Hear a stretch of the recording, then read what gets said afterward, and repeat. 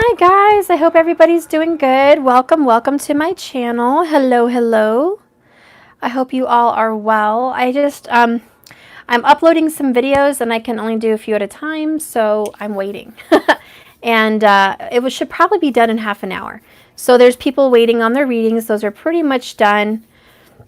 Asara, yours was the last one I just did a few minutes ago. It should upload soon. Anyways, I'm going to go ahead and just dive in for the collective real quick in the midst of waiting for those uploads and do a little live just for my dailies. Okay, just a little check-in for the divines. I meditated, and the thing that came to me today was peace. Peace.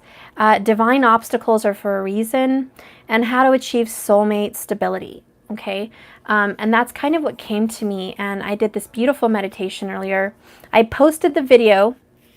I hope you guys all watch it. It's on my community page. If you can't see it, please like and subscribe. Hit the bell icon, please, and go to my community page, and you'll see my community posts. It's of, gosh, what is his name? I completely spaced it. Anyways, you'll find it. Okay, James Van Prague, okay? And he's on there with a beautiful step-by-step meditation for clarity, for yourself. He talks about meeting your angel guide, meeting your divine ascended master guide, and your spiritual guide. Okay, that could be anyone. It could be family. It could be just a spirit guide, whoever. But I did that. I cried. I loved it. My heart just was so happy to do that. So I recommend that for everybody. It's only 20 minutes. It's not going to kill you. And if you want some clarity and some peace, highly recommend it. Okay, so let's go ahead and get started in this divine obstacles and peace and soulmate stability reading. Hi, everybody. Hi, Karen. Hi, Laura Venus. Aw, I love you, Frank, my twin flame. That's so cute. I love that name. Okay, so guys, I'm going to make this short, I promise. I know Stephanie always says that, but I mean it this time. I actually do. I got my timer. It kind of stops and goes off every now and then, but it should work. It should work today. So I'm going to use that. Whew. Hi from Egypt. Well, hello. Hi, I love you guys. You guys are the best. Man, I'm so blessed with such a badass soul family. I'm just, wow, blown away. Blown away. If you haven't liked and subscribed yet, do it just for the fact that these lives are awesome and the people that come in here are so worth your while. Really, really highly developed, highly spiritual people. Okay, so the overall energy with this deck for the twin flames and for these divine soulmates on this journey is Seven of Cups and Temperance. This is taking action to reach out for your dreams. This card is very different than traditional Seven of Cups. The Magician is not confused, not in my opinion. This is a magic magician. This is a Gemini and Virgo energy. Then you got some Saggy here. This is truly about taking your hands into action, taking physical steps and spiritual action towards your dreams. What is it you want? What is it you desire? Do you desire peace, romance, love, bliss, spirituality, whatever it is? Put your hand out there. Get your hands dirty. Get into some spiritual energy. Douse yourself in a little spiritual baptism here. Step into your divine energy and welcome in this healing. I really feel like this Temperance card is speaking about baptism. It's about being bathed in spiritual light and spiritual water. It's also about, and what I mean by spiritual baptism, you can do water. That's perfectly awesome. And you can also do light. In meditation, imagining the light come down on you. Even a sun baptism. The energy of the sunlight, just bathing and clearing and getting rid of all that negative thinking, negative feelings and toxicity. It's about cleansing away the old and purging all that negative low vibe stuff. So that's really what overcame me in that little message. And then we have the Four of Wands. Oh yeah. That is celebration, spiritual togetherness. This is alignment. I'm hearing alignment. I'm hearing foundation. This is the stable connection you've been waiting for. Once you've been grounded in your spirit, it's like everything else starts falling into place. All of a sudden, the puzzles fall together. Everything makes sense as soon as it clicks. Hi, Marco. Okay, then I have 9 of Cups, which is self-love. I love that. Self-love. I see abundance. I see prosperity. She's pouring wine into cups. She's at some kind of a party or celebration. She's cooking in the kitchen. She's feeling a little buzzed. If you ask me, this picture's like, I'm a little buzzed. And you don't have to drink. I'm not saying everyone's got to go out there and drink. But I do. You know, I'm not saying you have to, but she's feeling good. You see, she's feeling buzzed. She's pouring more wine for her friends and her family. She's let go of her problems. She's just at the table ready to enjoy life, ready to enjoy the fruits of what life and spirit has to offer. Okay, even Jesus drank wine. It's not so terrible, guys. Quit being told it's so terrible. Anything done in excess is terrible. Okay, but things done under balance is not terrible. Clearly, this angel likes a little wine every now and then too. Okay, it's about balance. Balance your life. You know, that's a message too for soulmate stability and peace. You can never be too goody-goody. Like where you're too good, you're too light. You've got no dark side, no shadow side, no nothing. You just want to purge yourself of everything dark, and you want to be enveloped in light energy, and you confuse light with wholesomeness. You confuse light with, I can't drink, I can't eat meat, I can't go out at night, I can't dance, I can't indulge in passions. You know, ultra religious does not make you light. I've met a lot of really ultra religious people that were dark as hell, and they were judgmental, and they were mean, and they were way too tight, way too uptight, and they had misery in their marriage and in their profession. Okay? So being ultra religious doesn't make you light. Trust and believe. Trust and believe that. So it's about balance, and Spirit's like, you have to loosen up. Unwind, please. Unwind the stress. Don't overindulge. Don't overdo it. But don't completely sustain yourself from passion, from love, from the lust and desires of life. There's a lot of choices, guys, to be happy, to enjoy. And you have to reach your hand out. You have to let the universe know, I'm not here to suffer. I'm here to enjoy. I'm here to partake in happiness, fulfillment of wishes. Okay, I am here to take, you know, some pleasure in this life. I'm not here to be in suffering. No matter how spiritual my path is, I'm not here to suffer. I'm here to enjoy this life. My reincarnation is meant to be happy, joyful. I'm not meant to suffer. I'm meant to celebrate. I'm meant to enjoy the fruits of this world. I love it. You're meant to enjoy the grass, the trees, the sun, nature, fun places, family and friends, marriages, romance, all the passions that life has to offer. Again, don't overindulge, but please indulge. Have a little fun, guys. Unwind. I guess that's what I'm hearing. Unwind. Everybody, unwind. Everyone might be wound up a little too tight. Thank you so much for your super chat. Thank you so much. I appreciate that.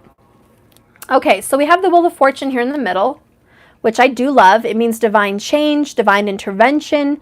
This is quick. This is passion. This is movement. This is totally Capricorn. You're going to have success in your finances and success in your relationship. Things are taking a turn for the better, says Archangel Raphael. Things are changing, says Spirit. Be prepared. Buckle up, Buttercup, because this is definitely taking a turn for the better. Okay, for the better. I do feel this is a happiness. And we have the Tower. Peekaboo, my God. How often do you get these right on top of each other? I mean, not very often. As a tarot card reader, do you get Tower and the Wheel of Fortune back to back? These are two of the most divine change cards you can pull out of the entire tarot. Out of all 78 cards, these are the most divine for sudden change. Quick, fast, 180 change. So my message is exactly what I just said. Buckle up. because we're going on a ride. We are going on a ride. Spirit, where are we going? Where are we going with this divine change in this tower? Because it looks good from here, but please enlighten me. Where are we going from here? Our seatbelts are on. Where are we going from here? If I want to pull 3 cards. I'm almost nervous.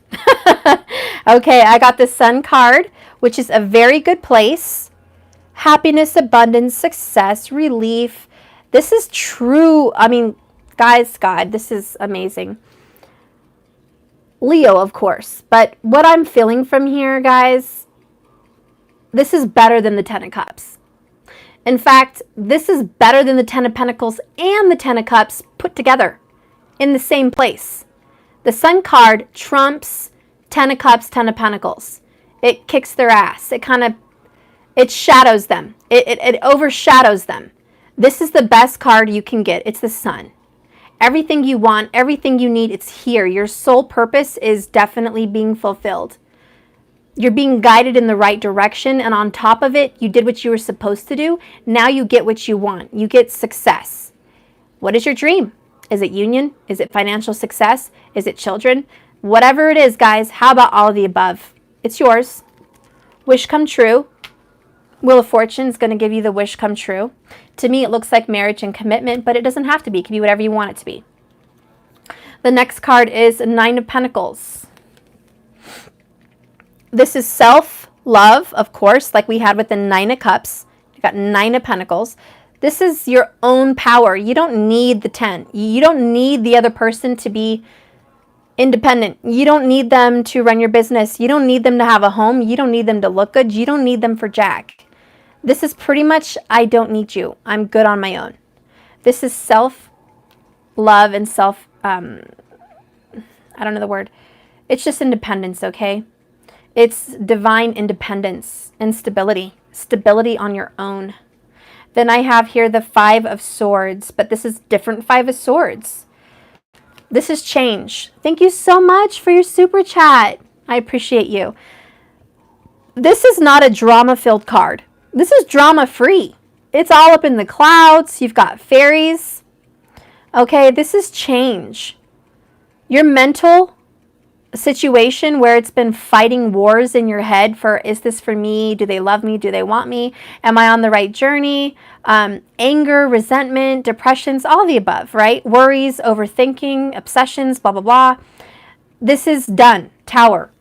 5 is change. We're done. We're done overthinking. We're done stressing. And you know what the best part is? Can everyone agree? I'm done fighting. I'm done. I'm good. I'm done. Yeah, we're done fighting. I'm not going to do it anymore. Yeah, actually, I'm done with that. Tower. Wheel of Fortune. Not doing it.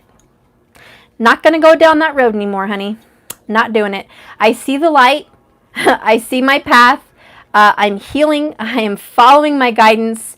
I'm listening to my Ascended Masters. I am following my intuition. I am actually really good right now. I'm healed. I'm on top of the world. I've got a path. I'm feeling energetic. I'm really happy with the people around me. I'm feeling good and I'm feeling on top of the world. And better than that, I'm acting as a healer as well. I'm healing other people. I'm following my path. I actually see some people in this reading taking on nursing.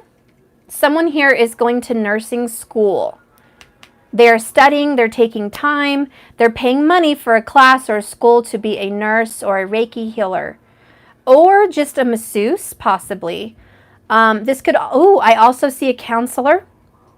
I see someone is counseling people, maybe a 12-step program, okay, about, Alcohol Anonymous, classes or, drugs and all those other kinds of things. I see someone helping people with addictions, okay?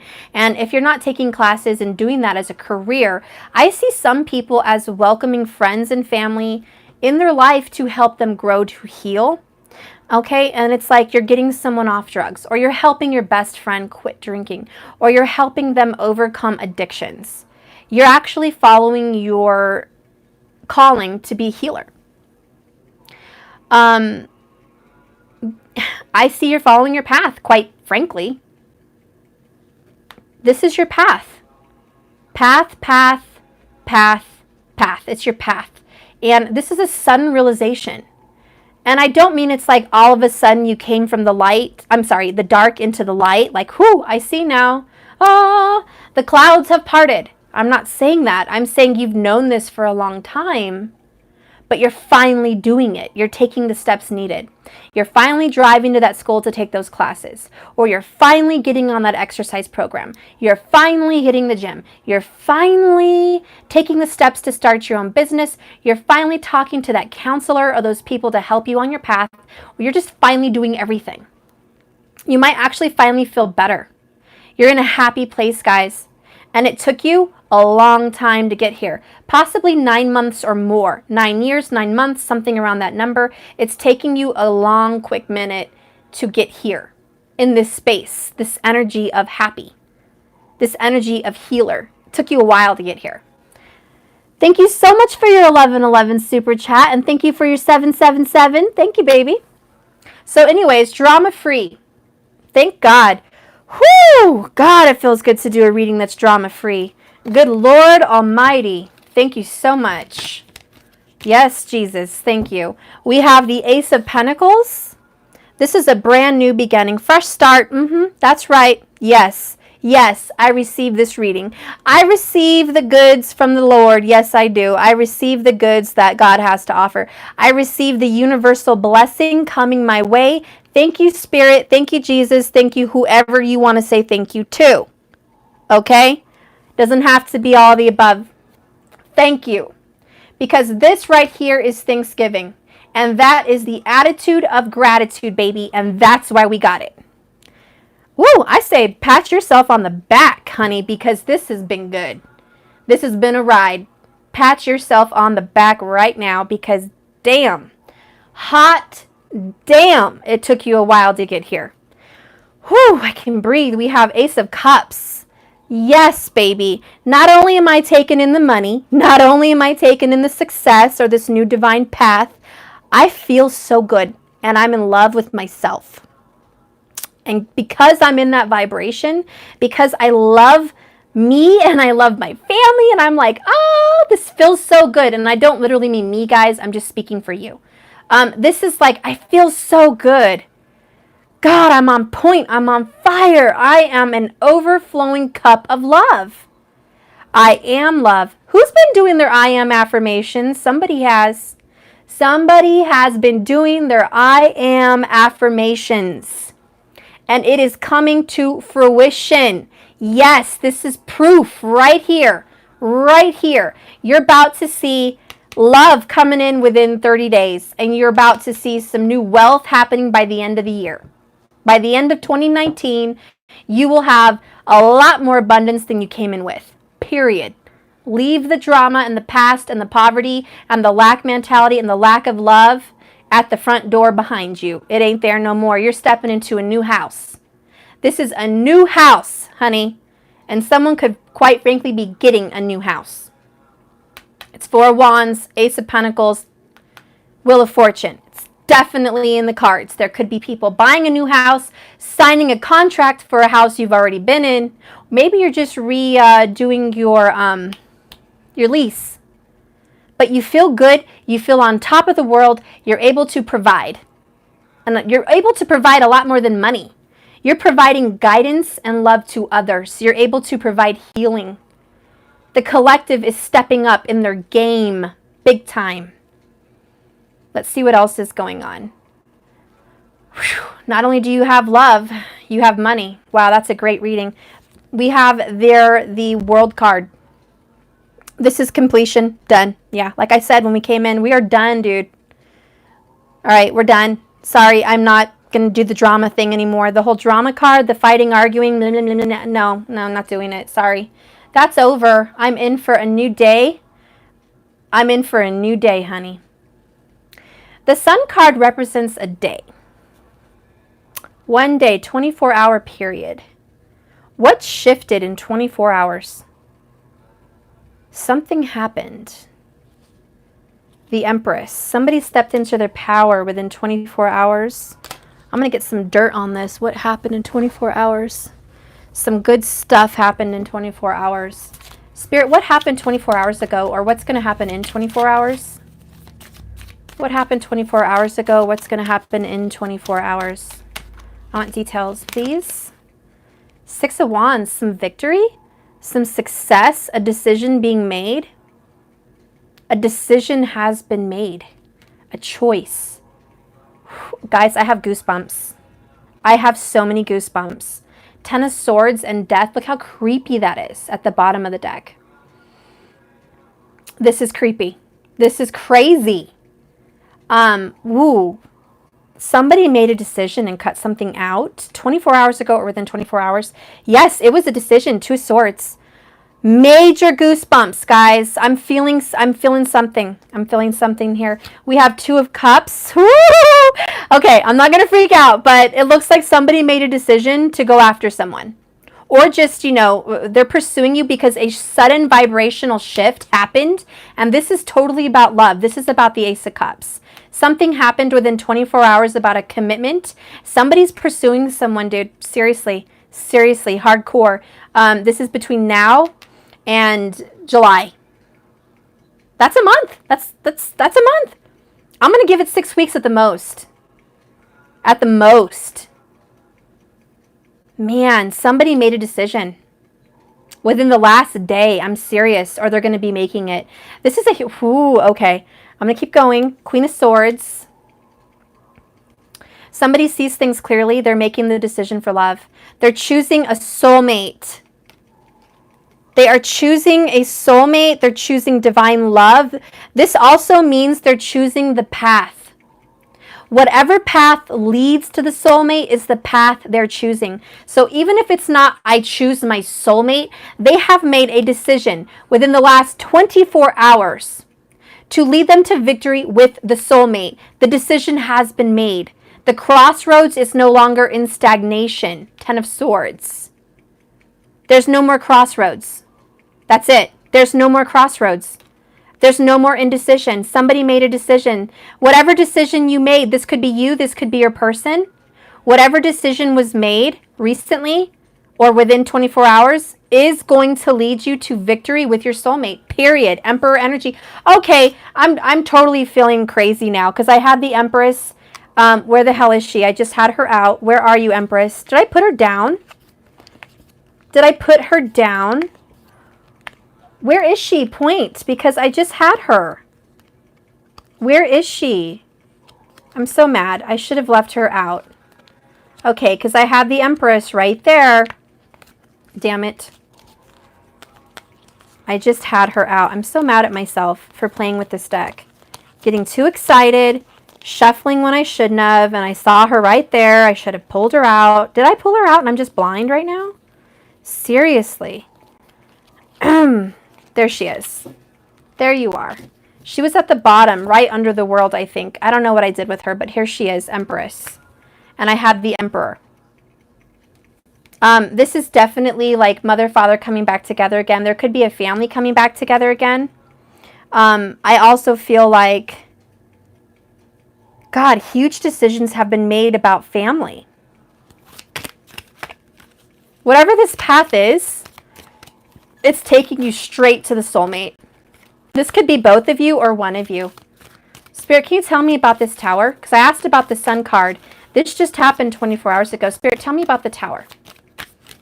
Please give me divine information about this tower. I want to know about the tower, Spirit. Please reveal to me what's going on with the tower. I need to know what's going on with the tower. Okay, so I have the Hierophant. This could involve a Taurus, or it could involve marriage. Okay, commitment. The door is opened. The keys to the universe are yours. Whatever blockages you guys were having, you have the keys now. And the Tower is about, yeah, this is about walking out of a relationship previously committed. 10 of Pentacles. Somebody's decided to go ahead and leave it behind. Leave it behind. Leave it behind. No more. I'm done. Yeah. The Towers, I'm done. Whatever little, wow. Oh my God. So much download. Especially if you're an earth sign, especially if you're a Taurus, but this could totally be Virgo or Capricorn, okay? I really feel deep, deep down that someone was settling. Somebody was settling. Somebody was okay with the way life was. Now, this is either for you with a karmic, Or it's just you right now, the watcher, in your life settling, okay, with whatever you had in front of you, your job, your house, blah, blah, blah, whatever. Okay, you're done. You're not settling anymore, guys. Whatever was going on where you were unhappy in a relationship, in a marriage, whatever, so be it. You guys, your decision was, no, I'm not. I'm stepping out of my box. I'm changing tower. I'm destroying that foundation. I'm moving out of this house. I'm walking away from this relationship. I'm cutting ties with this person. It may be sad. It may take me some time to get over these kinds of things, but I have made the choice. And if you're, I really, to be honest with you guys, and this may not be for everyone, whoever did the walking away, I'm not trying to be mean. I don't think they're the ones grieving. I don't think the person, because I feel like it's you guys, I don't think the person that walked away is grieving. I think that you're really, really happy. I think whoever's done with the settling is so happy. I swear to you guys, I feel like you're free. And look what card I'm looking at. It was just sitting there. Freedom. There's no coincidence. Someone here feels extremely uplifted and burdenless. Done. Yeah. And you know what? It's as above, so below. My ear is ringing so loud right now. I can't even hardly hear myself. Someone's following their divine path, as above, so below, as within, so without. And so it is, blessed be the path of destiny. It is yours. It's done. I honestly just see, finally, I feel like the burden on my heart's been lifted. Ace of Wands, this is a new beginning. Fresh start, transformation. It's really good. This tower needed to come in for everybody. And I don't feel it's just karmic situations, guys. I think that's a big chunk of it. And I think that's a huge chunk of it. But the other chunk for the watcher, for the viewer, whatever, is that you guys are done being settling in some half-assed situation. You're looking for the golden ticket. You're looking for the fairy tale. Point blank, plain and simple, the fairy tale. You guys are healing your broken heart. It's no longer a burden. You're done with that. It's ready to be transformed. There's fairies coming to take those swords out. Swords are gone. Let's see what popped out. Seven of Swords, deception. Swords are gone. The drama-free lifestyle is here. Spirit, give me any additional message to what I'm saying. Okay, well, that's the additional message. Fine, I'll take it. God, he just threw that at me, didn't he? He's like, here, take it. Take it. Get out of here. Get out of my face. Take the additional message. Okay, so I have Queen of Cups with Seven of Swords. This is your secret love is not being a butthead anymore, for number one. Number two, you have a secret admirer. Number three, you have 3 weeks to see what's going to be happening with this person. Again, and I've been saying it since weeks ago, June 22nd. I see something happening there. Just saying. Doesn't have to be June 22nd, but let's just at least say 3 weeks from now, okay? Some shiznit is going down from a secret admirer. I have the Lovers. This does involve a true soulmate. Divine love. We have Gemini energy here. Cancer, Pisces, Scorpio, especially Cancer, though. I definitely feel we've got Scorpio heavy in the house. All right. And we got Sagittarius heavy in the house. Capricorn heavy in the house. Virgo, yes, you're here. Who else is tallying on the roster here in attendance today?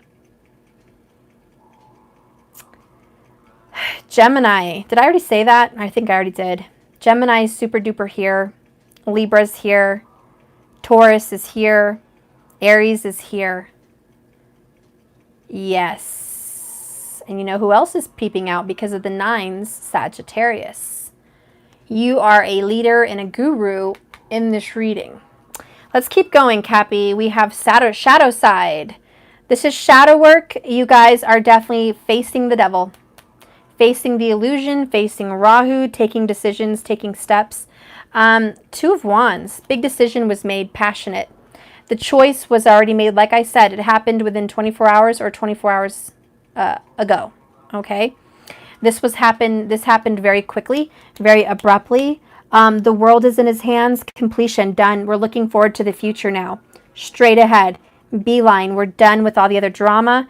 The Hanged Man is here. But the crow or the raven at the top is pecking at a pentacle. And that is totally new from any deck. Look at that. He's pecking at the pentacle.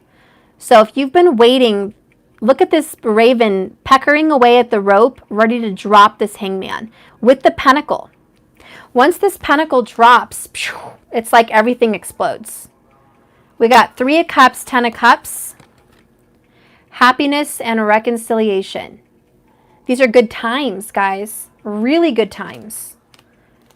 Gosh, Gemini, your birthday's looking promising.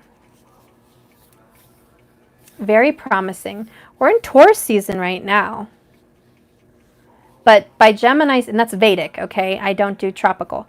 So whoever thinks they're Gemini season, June is not what I'm talking about. June is Taurus, which is probably why I have a lot of Taurus energy here. But this upcoming month is going to be Gemini. Okay? So towards, like I said, June 22nd and on is going to be Gemini season. Boom, we're here. We're Gemini season. So Vedic, which you guys would probably think is Cancer season, okay, and tropical, but it's Gemini season in Vedic. The Lover's card. There is something here about a family getting together in this next birthday, possibly, for all the Geminis out there. Even Cancers, I'm going to give it to you. I'm going to give it to you, Cancers. Thank you so much for your super chat. See, something about 9 years and 9 months. Woohoo! I love it. I love it. Sure does take 9 years and 9 months. Oh my gosh. Yeah, so there's a lot going on here, guys. I feel like I can stretch out now. It just feels like such positivity, such happiness. Let's see what was surrendered. What was surrendered, Spirit? What was let go within 24 hours? What was let go? What was finally considered done and dead? What was let go 24 hours ago or within 24 hours? Okay. Before I see what this is, the bottom of the deck says, surrender your need to always be right. Give others the gift of letting them be right. Be yielding, not rigid. This will help resolve conflicts. There's the keyword right there. I already know it. Resolve conflicts and improve your relationships. Somebody resolved a conflict 24 hours ago, or you will in 24 hours. Within a day, somebody resolved a conflict. Let's see what this is. Surrender to non-action. Yes, that's why we have the Tower and the Wheel of Fortune. That is all action right there, baby. Now is the time to be still and not act. Simply breathe and focus on your own power. Let others come to you. Okay, surrender, because action was taken, guys. Somebody took action big time. Maybe it was you. Maybe it was them. But they're saying, all right, you did the work. Hang out, guys. Hang out. Buckle up. Because you're going to see results from your manifestation, from everything you've worked so hard for. You've worked so hard. It's the pinnacle of everything you've wanted. It's here. Now you can just sit back and relax because Temperance is here. The mending has begun. The action for this person has been taken. It's time for you, who's been go, to sit down. Sit down, rest, meditate, clear. Be lovey with yourself. Let the universe handle the rest. Because I guarantee you the action was taken towards you. Now all you have to do is sit and wait and surrender to them doing the action and you doing the no action. Now is the time to surrender to that. And I really feel like somebody just said, you know what? All right, I don't have to be right. I don't have to be right. I'm going to put an end to the conflict. We're going to be happy. Oh, and look what just came on my phone. What is this? Ancient sun mantra to remove negative energy from mind, body, and soul. The Om Japa Kusama mantra. Okay, so yes, I'll post that on my community channel so you guys can listen to it. I don't know, I didn't touch it. I did not touch it, and it just went on by itself. because I was listening to something else. Removal of all obstacles is what I was listening to. And check this out. Like, it already started. It's 12 minutes in. You see that? It is 12 minutes in. Somehow, without anyone touching it, I swear to God, you saw my hands. I didn't touch it. It switched from one mantra to the next, and it's 12 minutes in. Somehow, it skipped to the next video, and it's no coincidence that it's the sun mantra. And we're talking about the sun card. The sun represents God. And it's the sun mantra. Ancient sun mantra. You guys have to watch that. I love this one too. This is one of my favorites. I'm in the energy of Thanksgiving. I'm in the energy of receiving. I am in the energy of being so grateful. I am so grateful. I am so happy. I am so thrilled. Thank you. I am so grateful. Thank you for this blessing. Thank you for this action. Thank you for this clearing, and thank you so much for the blessings being shined down on us. Thank you. Thank you so much for showing us how true and real you really are. This is definitely God. This is the universe. This is the sun, the source of creation, the source of love, the source of light, the source of manifestation. The source of all that is and ever will be is here bringing this to you. So whoever is doing this and whoever this is happening to, you believe in this higher power. You believe in source. You believe. And you are giving thanks and you are overflowed with joy. Your heart is so full right now, or it will be within 24 hours. Your heart is so full of love. You literally are vibrating in the energy of love.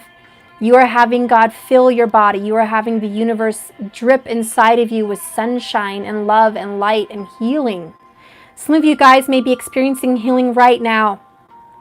You're healing from addictions. You're healing from bad energies of things that happened to you in the past.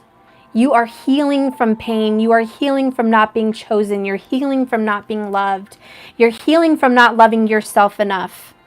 You are healed from any abuse, and you are healed from any negativity ever told to you or ever will be told to you. You will no longer tolerate that abuse on your soul. Your soul is precious, and your soul is worth gold. Infinite amount of gold. There is no one that can buy you, nor no one that can overcome you, because you have God and source inside of you, and therefore nothing and no one will overcome you. There's no shadow, there's no darkness, there's no third-party pain, there's no lies and deceits from the pits of hell, no lies and deceits from karmic energies, no lies and deceits from your own shadow side or mind or lower vibrational materials. They cannot tell you shit anymore. That illusion is gone. The sun has come in and showed up. The sun has shown up in your life.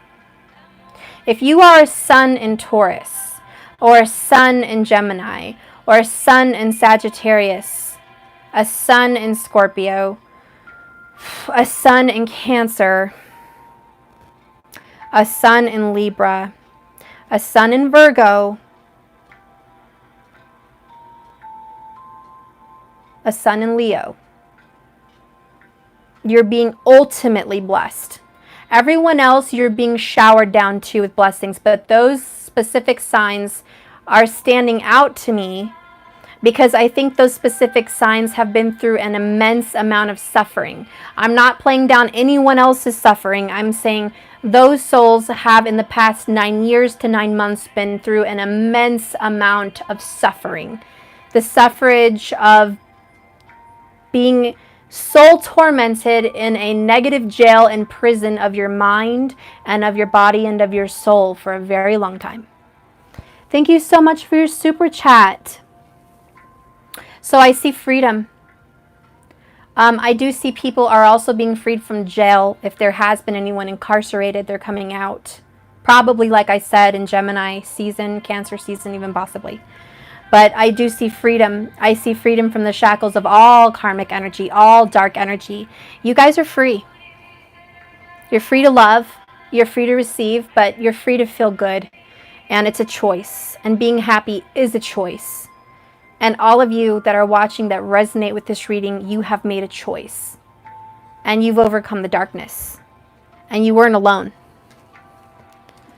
And I'll read something here at the end. Spirit, please guide me in this reading. Give me a message of truth and love and light to guide the collective and show them a beautiful, loving message from you and from your heart.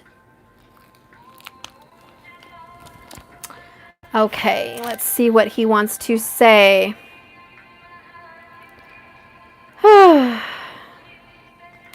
What do you want to say, Spirit? What do you want to say? Let's see. This catches my eye. Okay. It's James chapter 4. Okay. Submit yourselves to God. What causes fights and quarrels among you?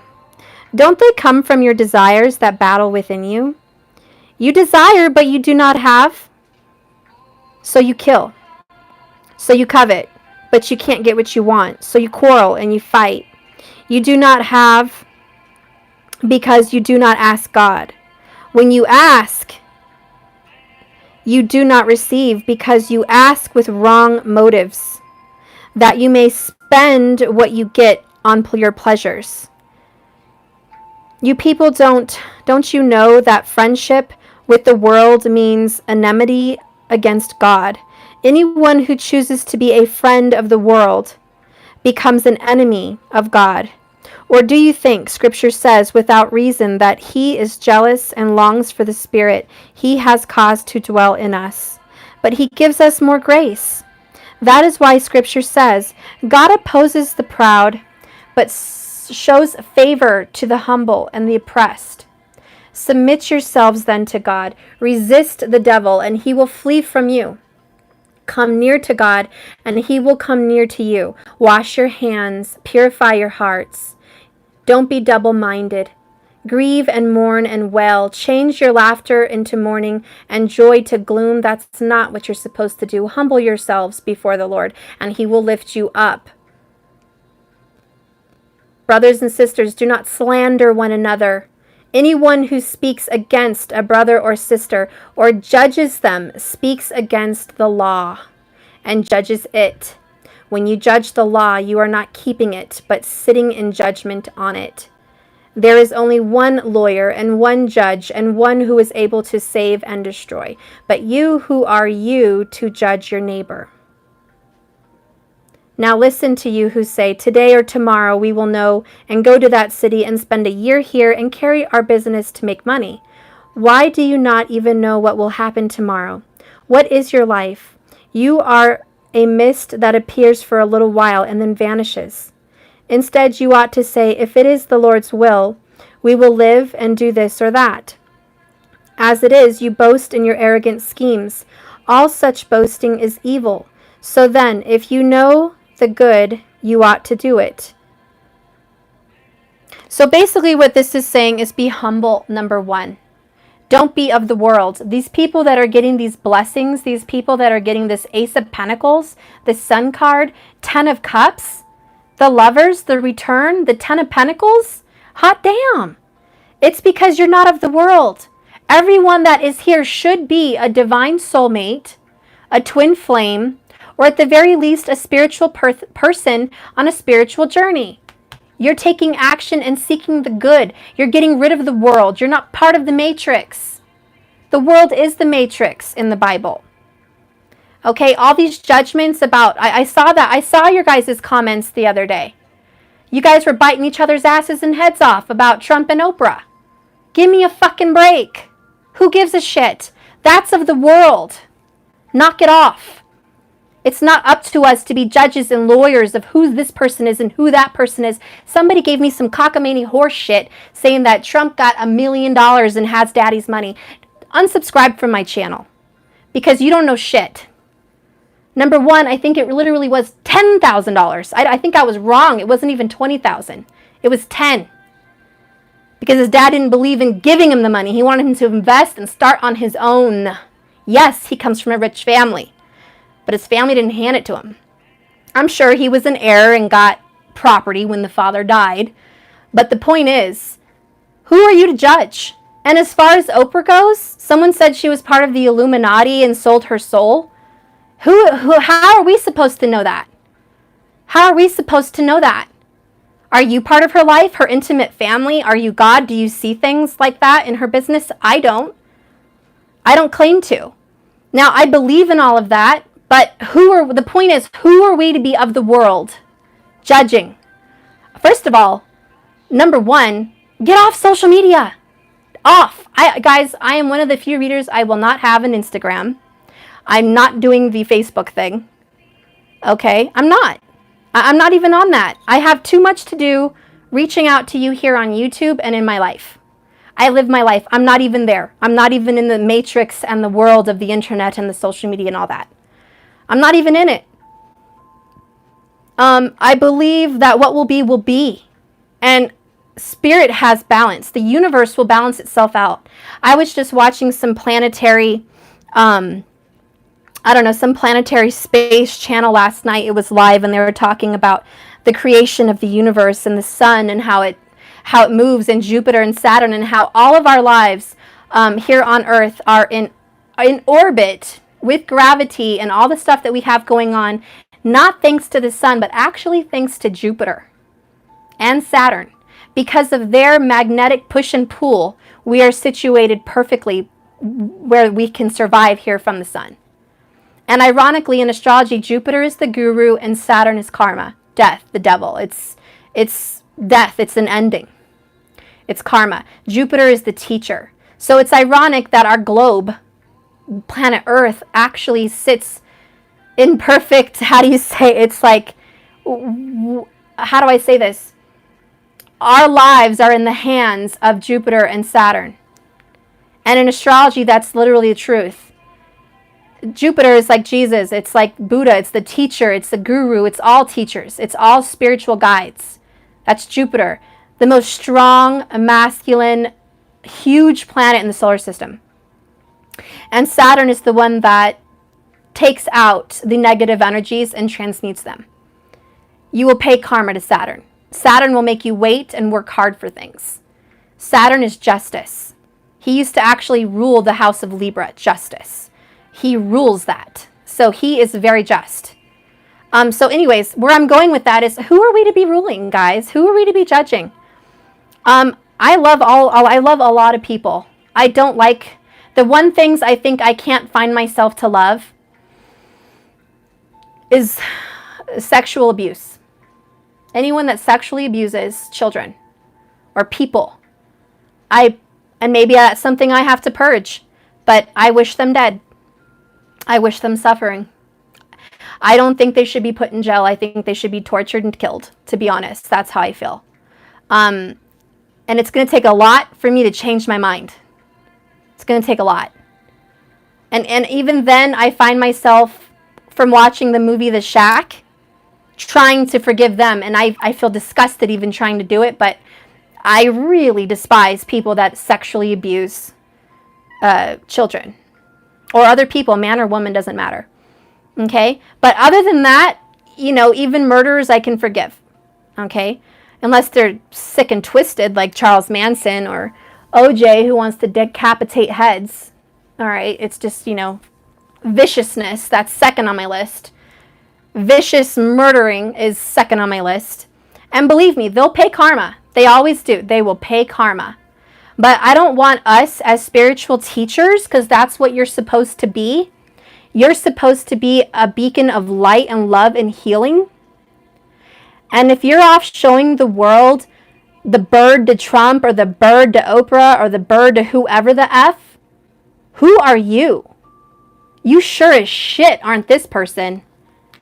And you can unsubscribe. I don't really care.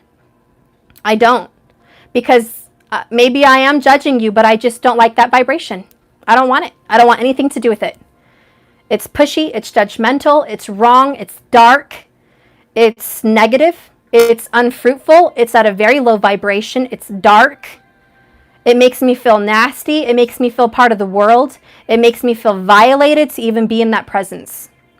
It's quite frankly disgusting. And when I hear people making judgments like that, you know what I picture? I picture a really obese person stuffing themselves with like food and it's falling out of their mouth and they're pointing the finger and calling you fat. That's what I picture. A glutton. I picture a glutton. People that want to judge Trump or people that want to judge anyone, I picture them as a glutton of the world. And they're literally stuffing themselves with social media. I mean, if I could draw a picture of what a judgmental person like that looks like, I would be seeing a TV shoved in their mouth, cell phones shoved in their mouth, newspapers shoved in their mouth, okay, judgments, finger pointers shoved in their mouth, hate messages shoved in their mouth, like they're just ingesting everything the world is spitting out at you. That's what I picture.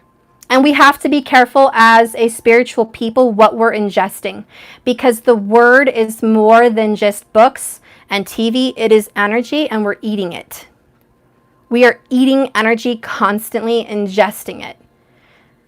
So we have to be very careful who we put ourselves around. And a lot of you guys are empaths. So you should trust that you guys are sponges of energy. You are a spiritual being full of energy. And whoever you put yourself around, you will absorb their energy and it will become a part of you. So be careful what you partake in.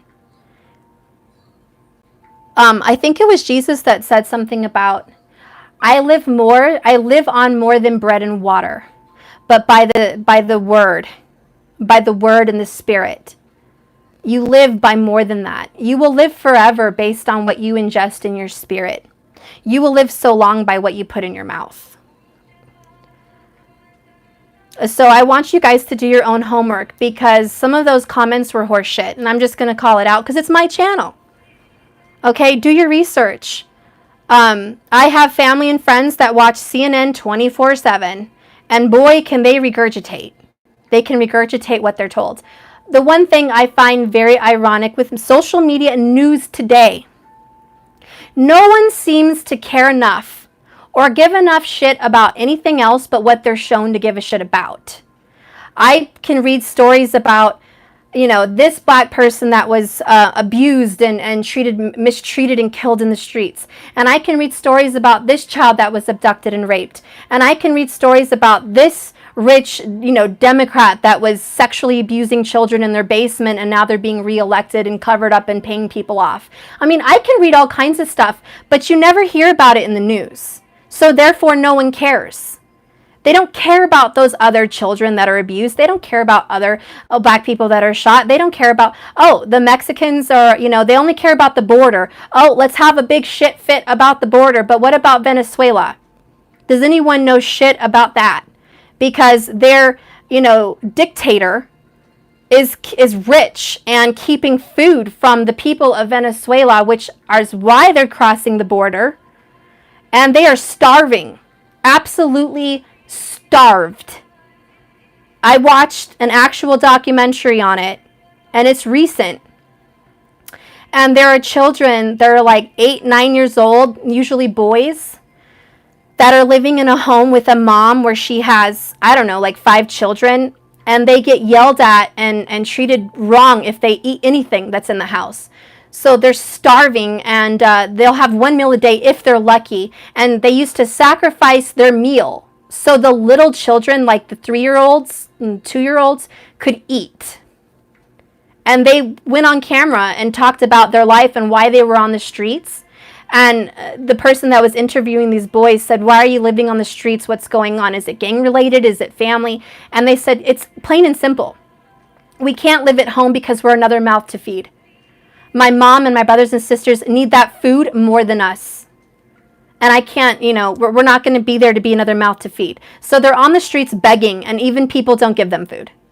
So they're just like killing pigeons and eating rabbits and whatever else they can find. They kill it, they cook it there. In the city, burning it over a fire. They're eating it. They're eating squirrels and shit because there's no food. That's going on in Venezuela. And there's thousands, probably hundreds of thousands. And those children are getting picked up and trafficked to have sex with, buying them off with food. And guess who's sex trafficking them?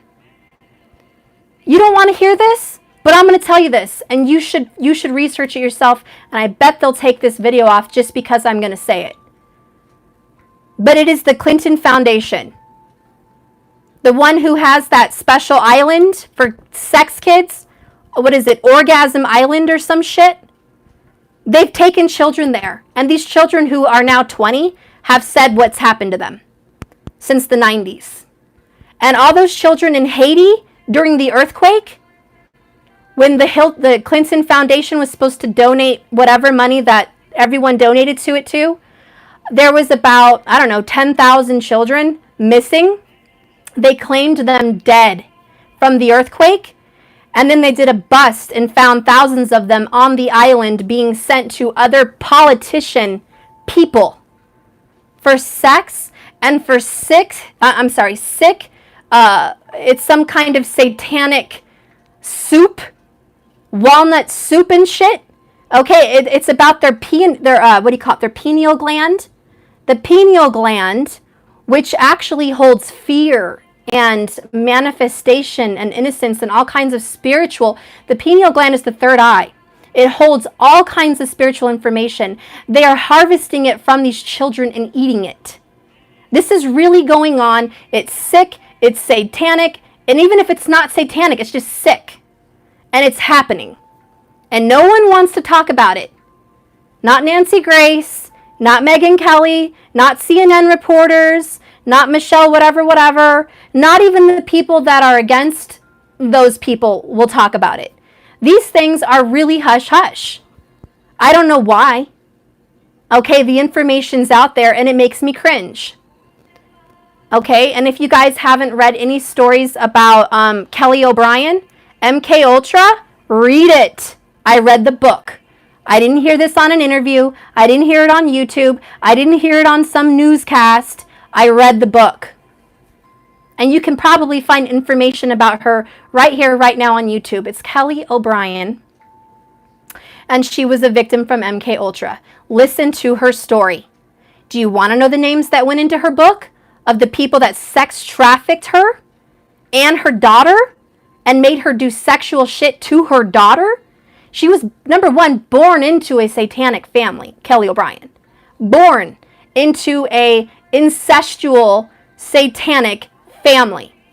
The father had sex with her, fed her his you-know-what for a bottle, and her brother, and sold them to the government to do government MK Ultra sex traffic bullshit. And I'll tell you the names, and maybe my channel will get taken off, I don't know. Dick Cheney, Bush, both the Bushes, the son and the president, so both Bushes, Bush Sr., Bush Jr., okay? Clinton, yes, Hillary, a woman, and Bill Clinton, and even their bodyguard will vouch to that and speak on that. They have had, I think, 76 or 86 suicides for every single one that wants to go to the court against them and testify. All of them are suicide. I call that more than ironic. And notice how I said Republican and Democrat. This has nothing to do with political parties. It has to do with an inside government system that is in the matrix manipulating the world for votes for money. And that's just part of it, guys. That's just the tip of the iceberg. So, when I'm talking about politics, I've been in the deep, deep, deep, deep. Scorpio deep, Sagittarius deep in research. Look up Bohemian Grove. If you don't know about it, learn about it. What I'm trying to tell you guys on my channel is, yes, Stephanie goes deep. This is not a basic channel. Okay, it's not basic. The things I say are for reasons, and mostly to protect children and the innocent. And I am a fighter of good. I am a fighter of good. I am not against people because of their political party or color. And it makes my skin cringe, and it makes me insanely angry when anyone wants to call Trump a racist, because he is not. And if you want to debate me, let's schedule a time for a live and let's debate. I'll bring my book and we could talk about it. Because I don't regurgitate news shit. I speak from my heart about the research and hours I've spent of my life on this stuff. And Oprah's a beautiful person. Yes, I've heard some things about some of the dark stuff she does. And you know what? No one's perfect. Trump's not perfect. Oprah's not perfect. There's some dark stuff in everyone's closet. And if I pried into your closet, I bet I'd find some dark stuff there too. So let's be careful before we start pointing. Let's be careful. Because what is done in the dark will come to light. So let it come to the light. Let it. But see, I'm not going to go into politics, guys. But my point is, please, I saw comments. I saw what people were talking about. Yes, I'm putting it on blast. Yes, I'm talking more about stuff than the cards. I'm sorry you don't like to talk about it, but I don't like to be burying my head in the sand. I'm more the kind of person that wants to talk about the ugly shit, and let's get it out there. And let's prove it right or wrong. That's the Saggy in me. Let's prove it right or wrong. I will go to the depths to prove something right or wrong. I went to the depths to prove this out. I was like, is tarot real? Let's test it. Let's see it. Let's work with it. Is our psychics real or wrong? Let's work with it. Let's see it. Is reincarnation real? Let's work with it. Let's see it. Let's investigate. Are these rumors about so-and-so right or wrong? Let's investigate. And I have 1,000 stories on Trump, guys. That's just a little bit. I have 1,000 of... I really had to do my research before I liked the guy. Okay? Because I was actually a voter of Obama in 2008.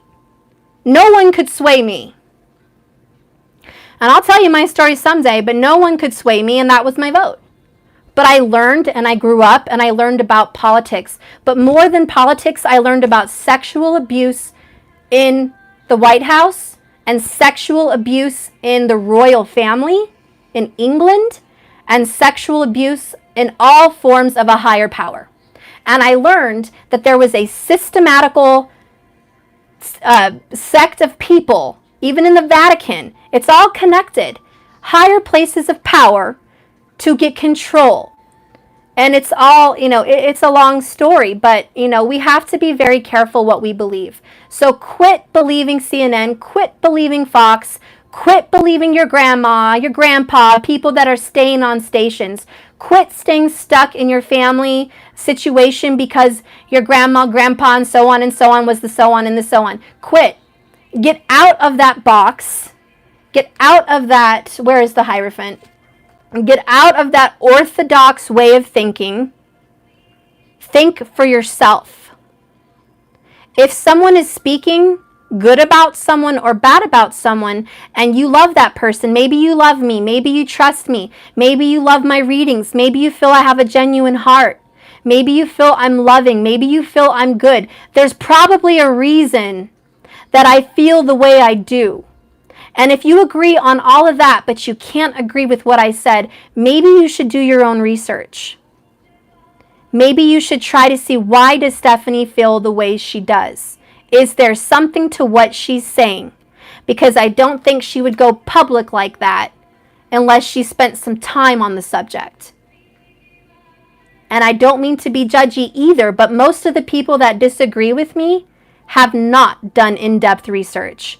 Most of the people that disagree with me stick to a social accepting norm. Most of the people that disagree with me are socially people pleasers, and they like to be with a group of people that agree. They like to feel safe in numbers. If all of a sudden everyone switched 180 and didn't agree with the people that disagree with me, I don't think they would be standing on a platform alone, raising their flag, standing up for it. Usually the people that disagree would be running around to the other side where everyone else is to feel safe. It takes a lot of balls to be like Jesus and draw a line in the sand when a crowd is completely against you. And you're sticking up for one person. and no one agrees to draw that line in the sand and say, pick a side, and say, what do you feel is right in your heart? What do you feel is right? It takes balls. And sometimes you have rocks thrown at you. But usually they throw rocks and they shouldn't be throwing it at a glass house. Or you know what I mean. So if that was a little harsh for everybody, hey, I'm sorry. You don't have to agree with me. But I stick up for who's right. I will stick up for Oprah. I will stick up for Trump. I will stick up for anyone that I feel is a good, solid soul. I will be the first to go to battle for them. Teeth, swords, and grind and all.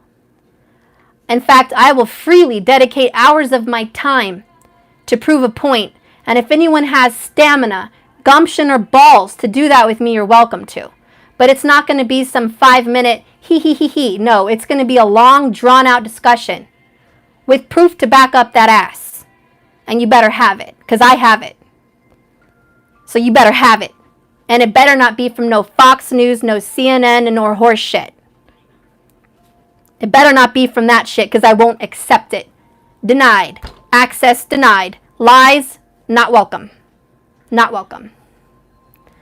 So, my point is, one last thing. Who's going to speak up against the Vatican? Do I hear anyone here? Because the people that speak up against the Vatican, because they know what's going on behind those closed doors, raise your hands.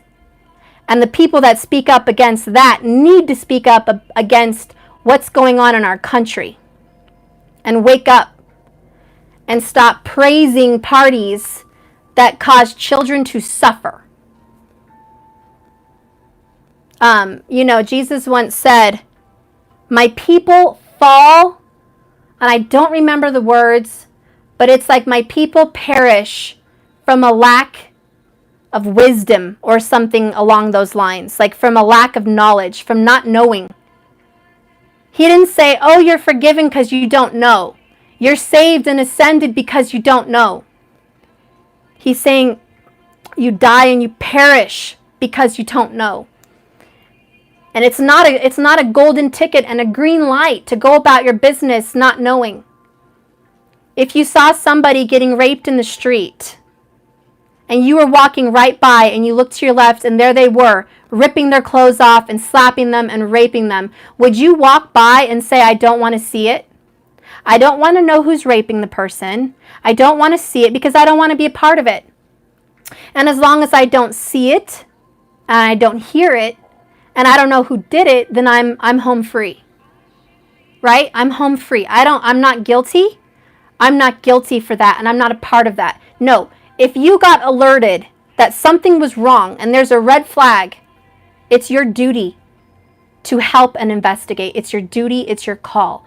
And if you feel like the door's been knocked on more than once for you to investigate our White House, and that involves the Democrats. If you've had the door knocked on more than once to investigate what's really going on in the CIA and the White House, you should investigate.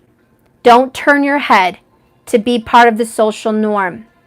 I really truly believe as a light worker that if all of us prayed hard enough, if all of us sent our Reiki, our energy, our beams of light onto this world, onto this country, I really believed if we did that and we were in unity to fight evil, not parties, not names, not social status, but evil. If we as a people spoke healing on this country, unity on this country, love on this country, we would make a change. We would make a difference. Children would be saved.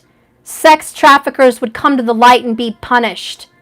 Things would change in this world. People would come together. We would see more hugs and more love on the street. We would see children in loving homes. But half of our light workers are, like I said, stuck in some social media norm, pointing fingers. That's not helping. Because we're not fighting evil. We're fighting what we're told to fight. We're being brainwashed in a matrix. They're using our light workers as pawns of energy to feed a system. We are basically batteries, and we're feeding a system. You might as well be plugged in from the back of your head like the Matrix as powerful juice to feed the system. Because we're feeding it every day. And we have to stop. And I think it starts by turning off those news channels, getting away from the lies, trusting your heart and your intuition, praying to God or the universe every night, saying, guide me in my path. Take me where you need to take me. Take me to where my faith and my trust is without borders, where I'm not making judgments based on parties, where I'm not making judgments based on bias, where I'm not making judgments based on skin color, where I'm not making judgments based on sex, where I'm not making judgments based on countries and locations. Take me, Lord God, universe, source, to a place where I am seeing clearly without glasses to focus on energies that are not for me. I don't want to beam into these little areas. I want to have a wide open view. I want to be led and guided to the light. And I'm not going to look to the world to do it. The world ain't going to do it for me. Spirit's going to do it for me. Because, and I know I went way off track, guys, and I'm sorry.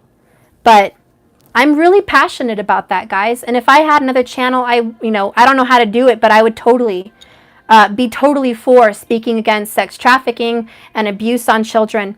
I think you as a people watching and us, we really need to stand up because the system is unjust. There are people being locked up longer for drugs than sex abuse. The system is not just. There is no justice in our system. People are being set free when they are evil, dark murderers left on the street. And innocent people are being locked up.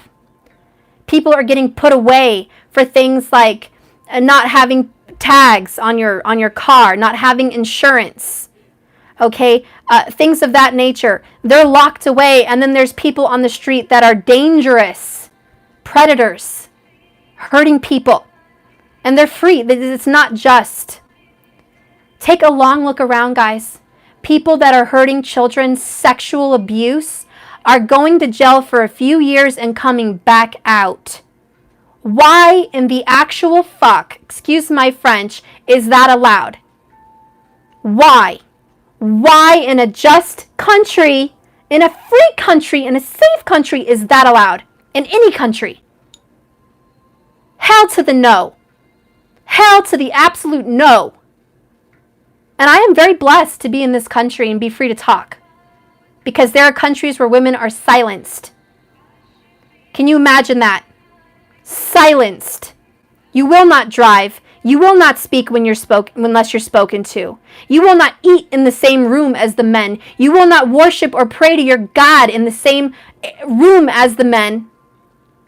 You will cover up your body because if you don't, you give free rein to rapists to abuse you.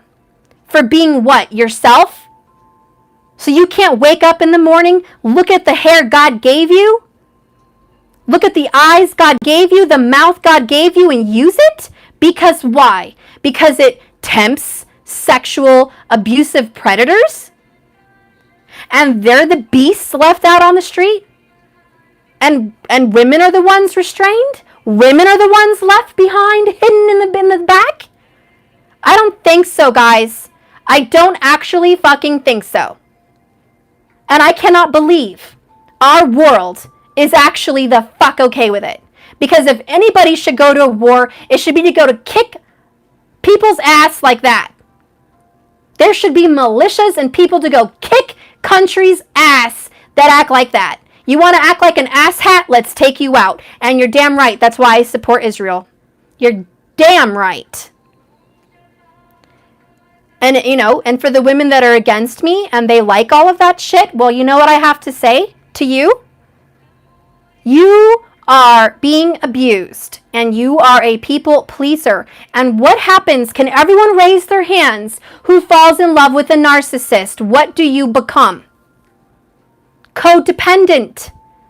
Codependent. insecure and abused and a doormat. That is the absolute truth, and I'm sorry I have to say it. I am very sorry I have to say it. But the people that are even standing up for that, and they are the women, they're in an illusion. They are not free.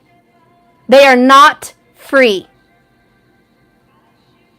You should speak out against freedom.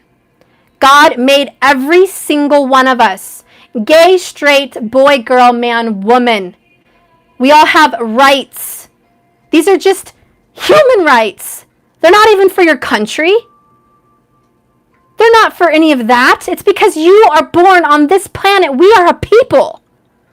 We are a race of people, all of us, that deserve to be in the sun when we want, that deserve to worship who we want, that deserve to be free and enjoy all of the gifts this world has to offer.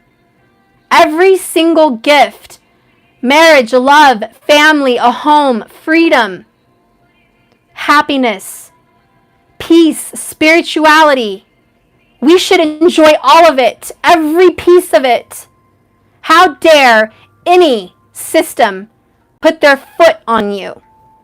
How dare any person tell you you're less than that? Tell you you're not good enough? So my point with this whole little rant, guys, is we're bitching about Trump and we're bitching about Obama and we're bitching about Oprah. I'm so sorry, but there are so many more fucking important things to bitch about than that horse shit. I could give two hot dog dams about who spent money on what, unless it involves sex trafficking, then I give a damn. You want to go buy a Bentley? Shove it up your ass. Buy a Bentley. You want to go buy a mansion? How about 10 of them? Go do it. Because I'm sick of people saying, oh, Trump's a rich bastard. Oprah's a rich bitch. Did you know that? Yeah, that woman's got several mansions. But no one says shit. Why? Because she's a woman and she's black and she's a Democrat? Can't talk about that shit. You know what I'm saying? It's unfair. And I love Oprah. I am not coming down on her. I love me some Oprah.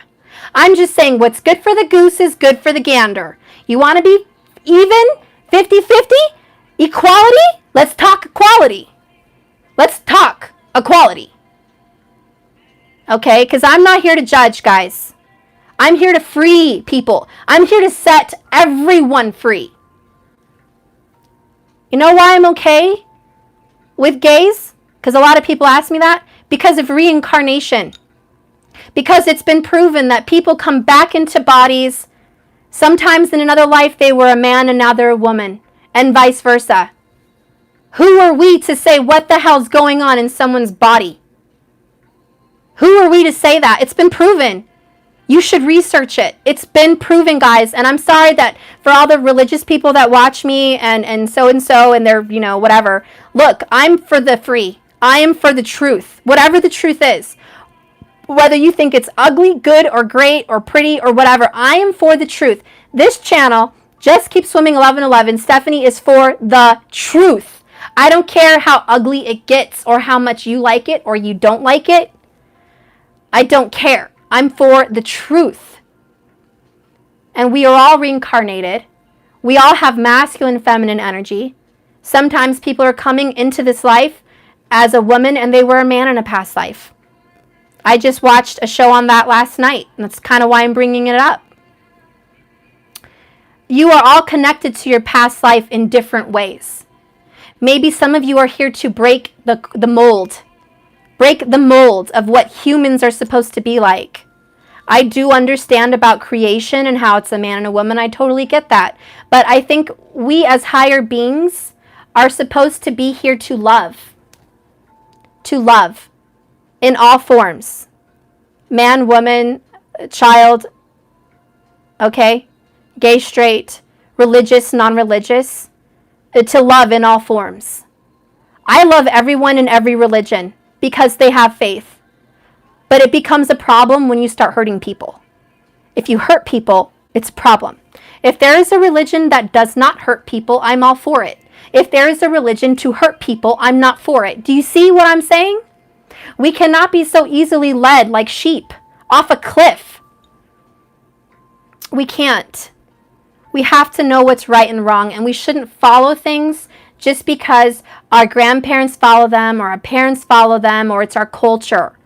Do you know how many people I read for that are being forced into, a forced marriage based on religion? Do you know how many unhappy people are put into a forced marriage? Forced by their family, and maybe not literally forced, but really pressured. To where if you don't marry this person or inside of this race or inside of this culture or religion, we're not your family. And by the way, you're getting nothing from us. I mean, that's pretty much forced. Okay? It's a lot of pressure. And I've seen a lot of unhappy people that have lost their true love and their soulmate because of that. Okay? Because of it. And it's not fair. Thank you so much for your super chat. And for the children that are forced to marry, do you guys think that's okay? Because I don't hear anyone whining about it on CNN. In fact, I've heard fucking crickets about fucking 11-year-old girls being raped, okay, and being forced to marry 80-year-old men.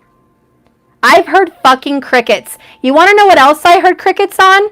The boys being raped and tied to beds in, where is it? Where the freak is it? We were over there for war, Afghanistan. Our soldiers saw it. There is reports, there is true stories out there from our American soldiers that had heard the boys that were younger than my son being tied to beds and raped every night, screaming.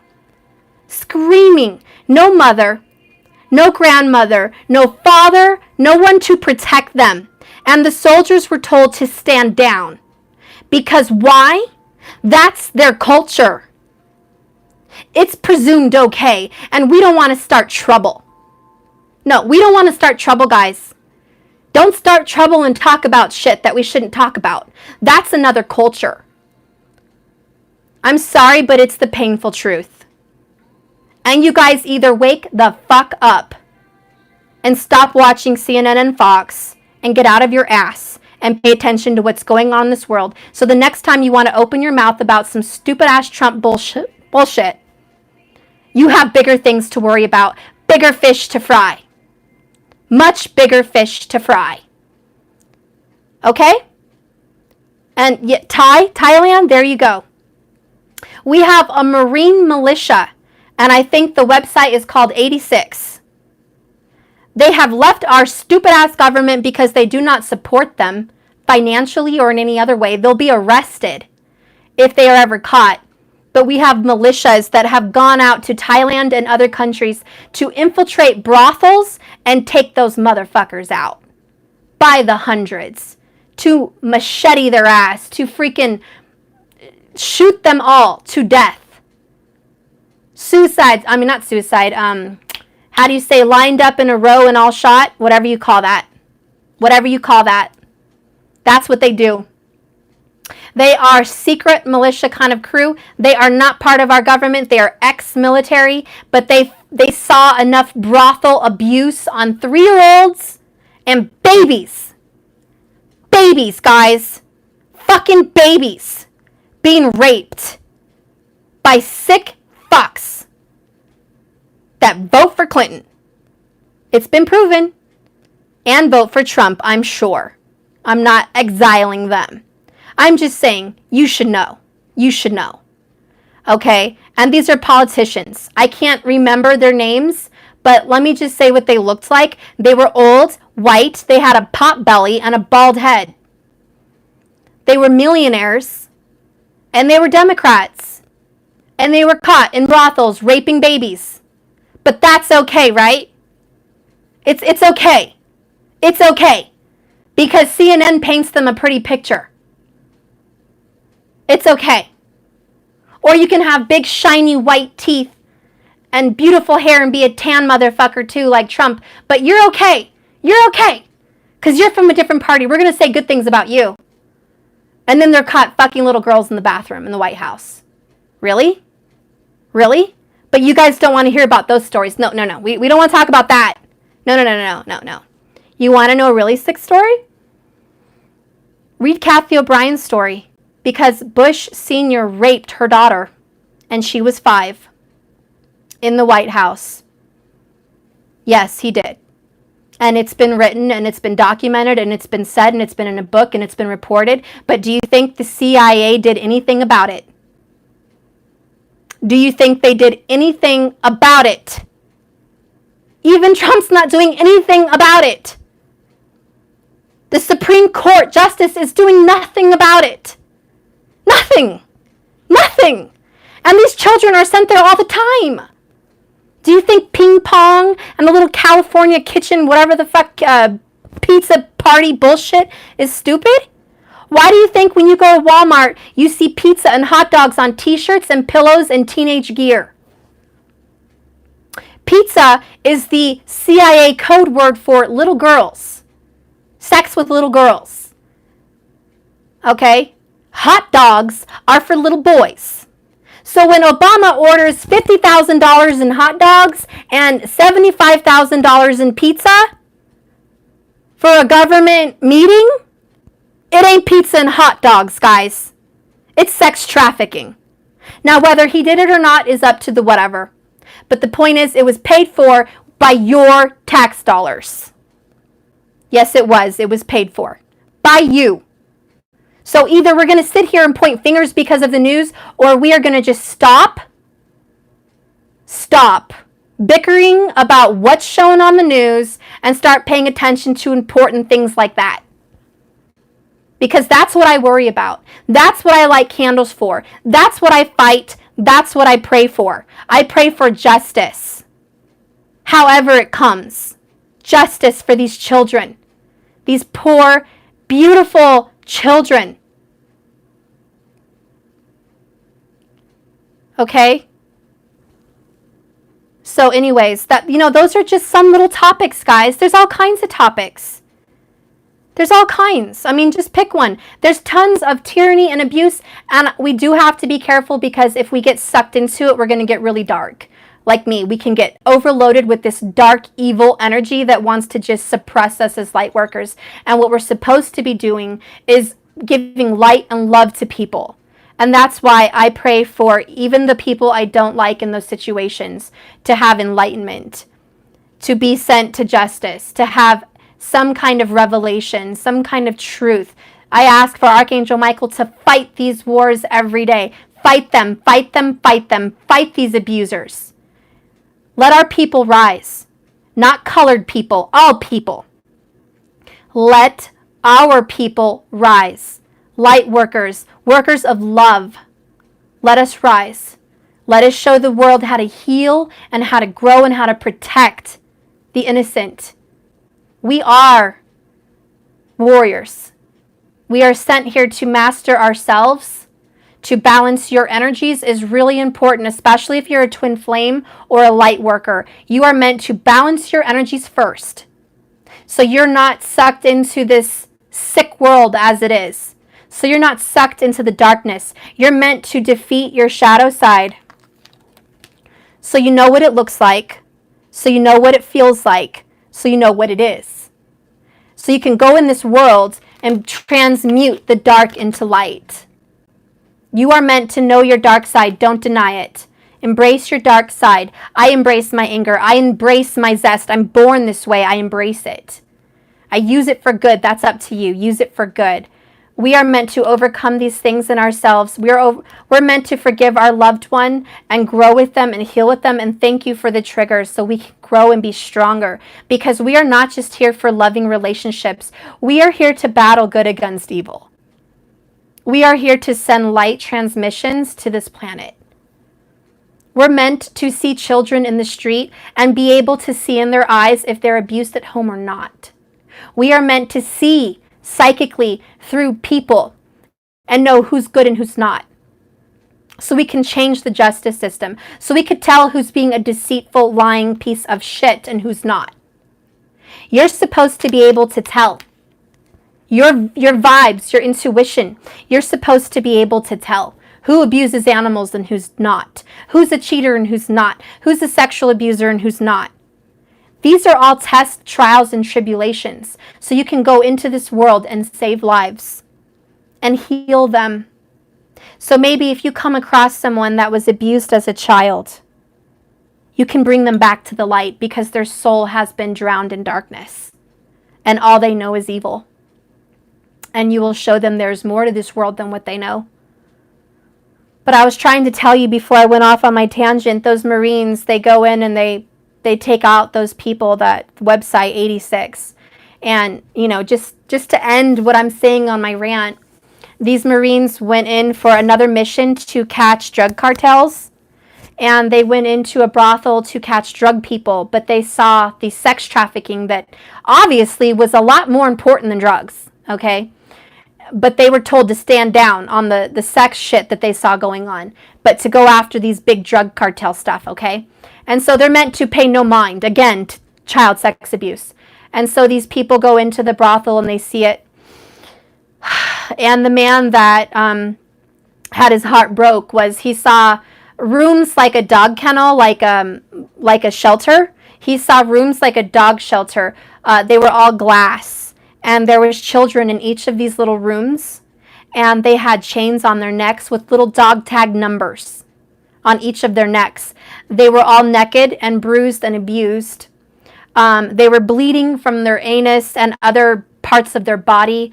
They had bruised eyes, broken bones. They were just pieces of meat, basically, to these sick people that were coming in to buy an hour with these children. He saw babies. He saw children, little babies that were so opened up that their hips were broken, okay? Their freaking hips were broken, okay? And these monsters were supposed to be living? No. It breaks my heart. And anyways, he saw a little girl, which caught his eye. He was walking through there seeing this. He was cringing. His fists were like, oh my God, I cannot go through here. I cannot see this. This is no. I have to save these poor children. But the government was like, stand down. We are here to get so-and-so, stand down. He didn't want to stand down. He wanted to take every one of those bastards out. And when he was going down the hallway, he saw this girl, and she was in a box. More beaten than what I've described. Her body was just blue. It was in Thailand.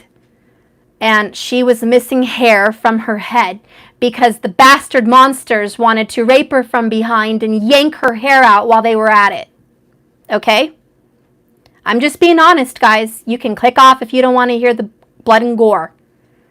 But her hair was pulled out of her head. She had a few patches of hair.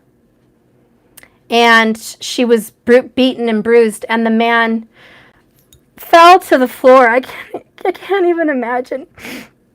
Oh, it just breaks my heart. And he saw that the child did not have a soul in her eyes. It was gone. I'm pretty sure the angels took that poor child's spirit out so she didn't have to spiritually endure any more of that torture. And he said there was almost no use saving that poor child because she was gone. I believe the rest of the story was they wilded out. They couldn't even maintain. I think they got fired and imprisoned because they didn't listen to orders. And they took those motherfuckers out. And they got those children out and they were put in a home where they can be, where they can heal. And he checked on the children after he was imprisoned by our justice system. After he was let out, he paid a visit to those children at that place. And they thanked him, but they were so grown. They knew evil. Believe me, they knew evil. And some of them were good. Some of them were okay, and they wanted to help others. Some of them just wanted to help others. And some of them just wanted to die. They felt nothing. They just felt nothing. There was nothing left on this planet that they wanted to be here for. No amounts of hugs and kisses and healing can heal some of that, guys. But we can try. We can try. And we have a lot more fucking business to be worrying about children like that than Trump or Oprah. Excuse my French. So when I see people whining about inequality in America, and I see people whining about Trump or Oprah, I want to vomit. Because I honestly see them as fucking ignorant, and it upsets me. I see them as ignorant pigs, like that woman I described, obese, gorging on media bullshit, and pointing fingers. There's so much more to worry about. And those poor children, anyways, they deserve your attention. They deserve your love and your light, and they deserve you to reach out to them. And they deserve you to pray for them at night. And they deserve you to ask for God to step in and the universe to step in for them. They deserve your magical abilities, your psychic abilities, your healing abilities, your Reiki abilities to be sent to those wounded, to those starving.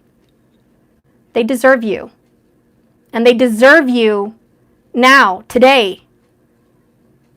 There's so many people that deserve you. And that's why I am hard, and that's why I am harsh, and that's why I do speak the truth, because I don't hide my head in the sand. I look at these ugly things. You hear me describe these details. I've read explicit details. I've really done my research. I know what's going on. You should too. You should too. Because I want you to get out of the matrix, and I want you to follow your calling. Because your spirit guides and your angels are going to guide you. And maybe even just one of you is going to reach one of those children. Maybe just one of you is going to meet someone that's been hurt like that and heal them. Maybe just one of you is going to open up something out there for some people to come to you and be healed. Maybe just some of you. But that's better than none. That's better than none. And we as a collective have a right to speak. And so put your vote where it counts. Put your heart where it's supposed to be. For love, for light, and for healing. Don't make judgments because of social anything. That's what the Hierophant's here to tell you. Don't be put in a social box. There's more to this world than meets the eye. And there's more than you're being told on TV. And you have the psychic ability to know the difference. So I hope we all trust our intuition. I'm sorry this reading got dark. I'm sorry this reading turned into a rant and blah, blah, blah. I'm just saying we do have to step up our game, okay? Because we're being blessed. Don't do nothing with it. It's not just for your love life to benefit. It's for you as a soul soldier to benefit the world. You're being given gifts because you've upped your levels. You've come into yourself. You are being the magician. You're finding your powers. You're learning that you can use these powers for good.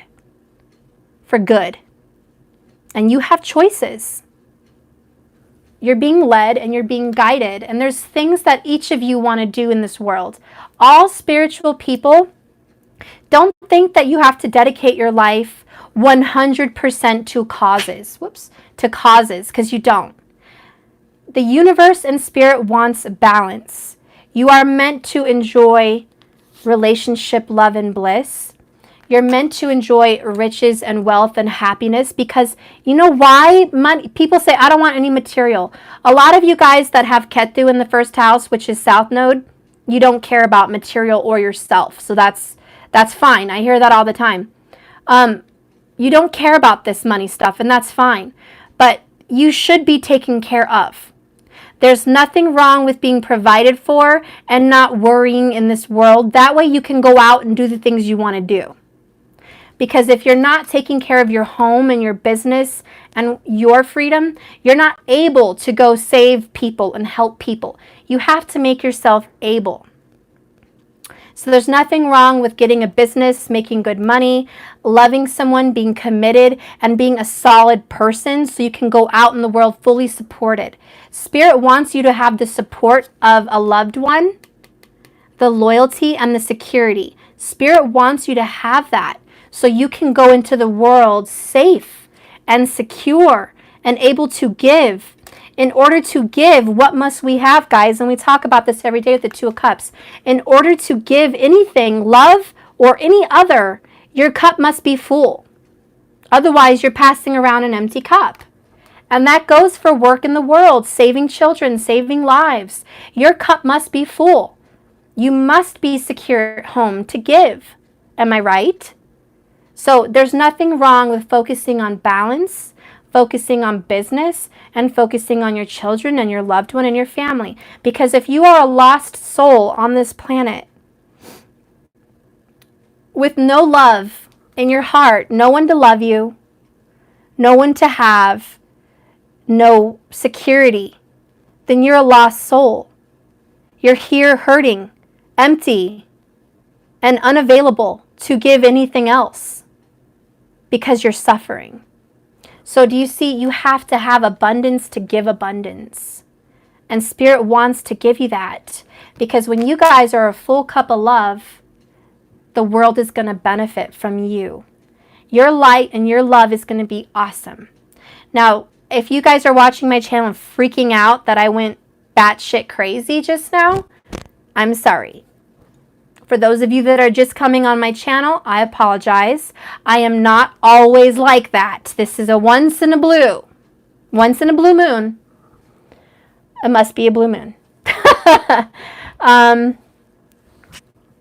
very passionate to those new viewers. I am very, very passionate about anything I do. I'm passionate about my clients. I'm passionate about these cards, big time. I'm passionate about psychic abilities. I'm passionate about children, families, and security. I'm a very, very passionate person. I don't do half-ass anything. I don't do half-ass cards. I don't do half-ass readings. I don't do half-ass relationships. When I love someone, I love them like crazy. I don't do half-ass anything, guys. So yes, if I'm swaying one side or another, or I'm going towards some kind of a direction, it's not because I'm half in, half out. I'm all in, and I will fight to the death. So if you're new to my channel, just understand that's me. I'm not very gentle. I'm not reserved. I'm not shielded. I don't have a mask. I wear my heart on my sleeve, right here. I'm honest, I'm open. I say what's on my mind, and I say what's in my heart. And I just hope you do too, but I know everyone's not made that way. Okay? Not everyone's made that way. But just understand that I am. So if you are new, I apologize. You know, it is what it is. I know I get a lot of those comments, you know, Stephanie, you went political. I was subscribed till you went political. Now I'm out. Or, Stephanie, don't speak on behalf of the LGBT community. I'm out. Stephanie, you should stick to your readings and stop preaching. Stephanie, you should stop saying sorry every time you take care of your kids. They come first. Stephanie, you should keep your kids out of the room while you do work and be focused. You know, I can't win them all, guys. I'm going to get my cheerleaders and I'm going to get my haters. It is what it is. I'm going to get those clients that say, Stephanie, I'll wait for you for forever. Take your time on my reading. It's all in divine timing. And then I get people that say, you're completely unprofessional. I can't believe I've waited this long. I want my money back, you know, for 22 bucks, you know. So it is what it is, guys. I'm going to get my cheerleaders and my haters. You are too. And I hope that I am a channel, at least for half of you, that can say, be strong against it all. You don't have to have everyone agree with you. Take criticism, let it go, water off my back. Okay, take the love, that's going to keep you going. Understand we can't win them all. We can't convince them all. Some people just don't want to listen. Jesus wasn't listened to. His own people didn't want to listen to him. Your own people may not want to listen to you. My politics are crazy. I have my own family that doesn't agree with me. I am a brown person, people. Brown. And I told you about my family. We don't come from a rich family. 100% of my family was Democrat. And they didn't care who was on the ballot. They don't care if Satan himself is on the ballot. Satan could come up in black horns looking like true red devil. And if he was on the ballot, Democrat, they would vote. They would vote. That's where I come from, guys. Hardcore. So me, being under 40 and brown, thinking on my own, let's just say it didn't go well. Let's just say that. And the people that I love dearly almost hated me for my choice. I imagine it's the same for people that want to marry outside of your culture and your family doesn't understand. And they may hate you for that. They may hate you. And you're going to have to live with that, whether they want to be in your life or not anymore. Same with religion. You may grow up in a very religious family. And now you're doing this. And they don't like that. You're going to have to decide if you're going to do it for you or you're going to live for them. But you have to stand up, even if it means alone. And I am perfectly okay standing alone. I'm okay. I'm good. I'll stand alone. I've stood alone before.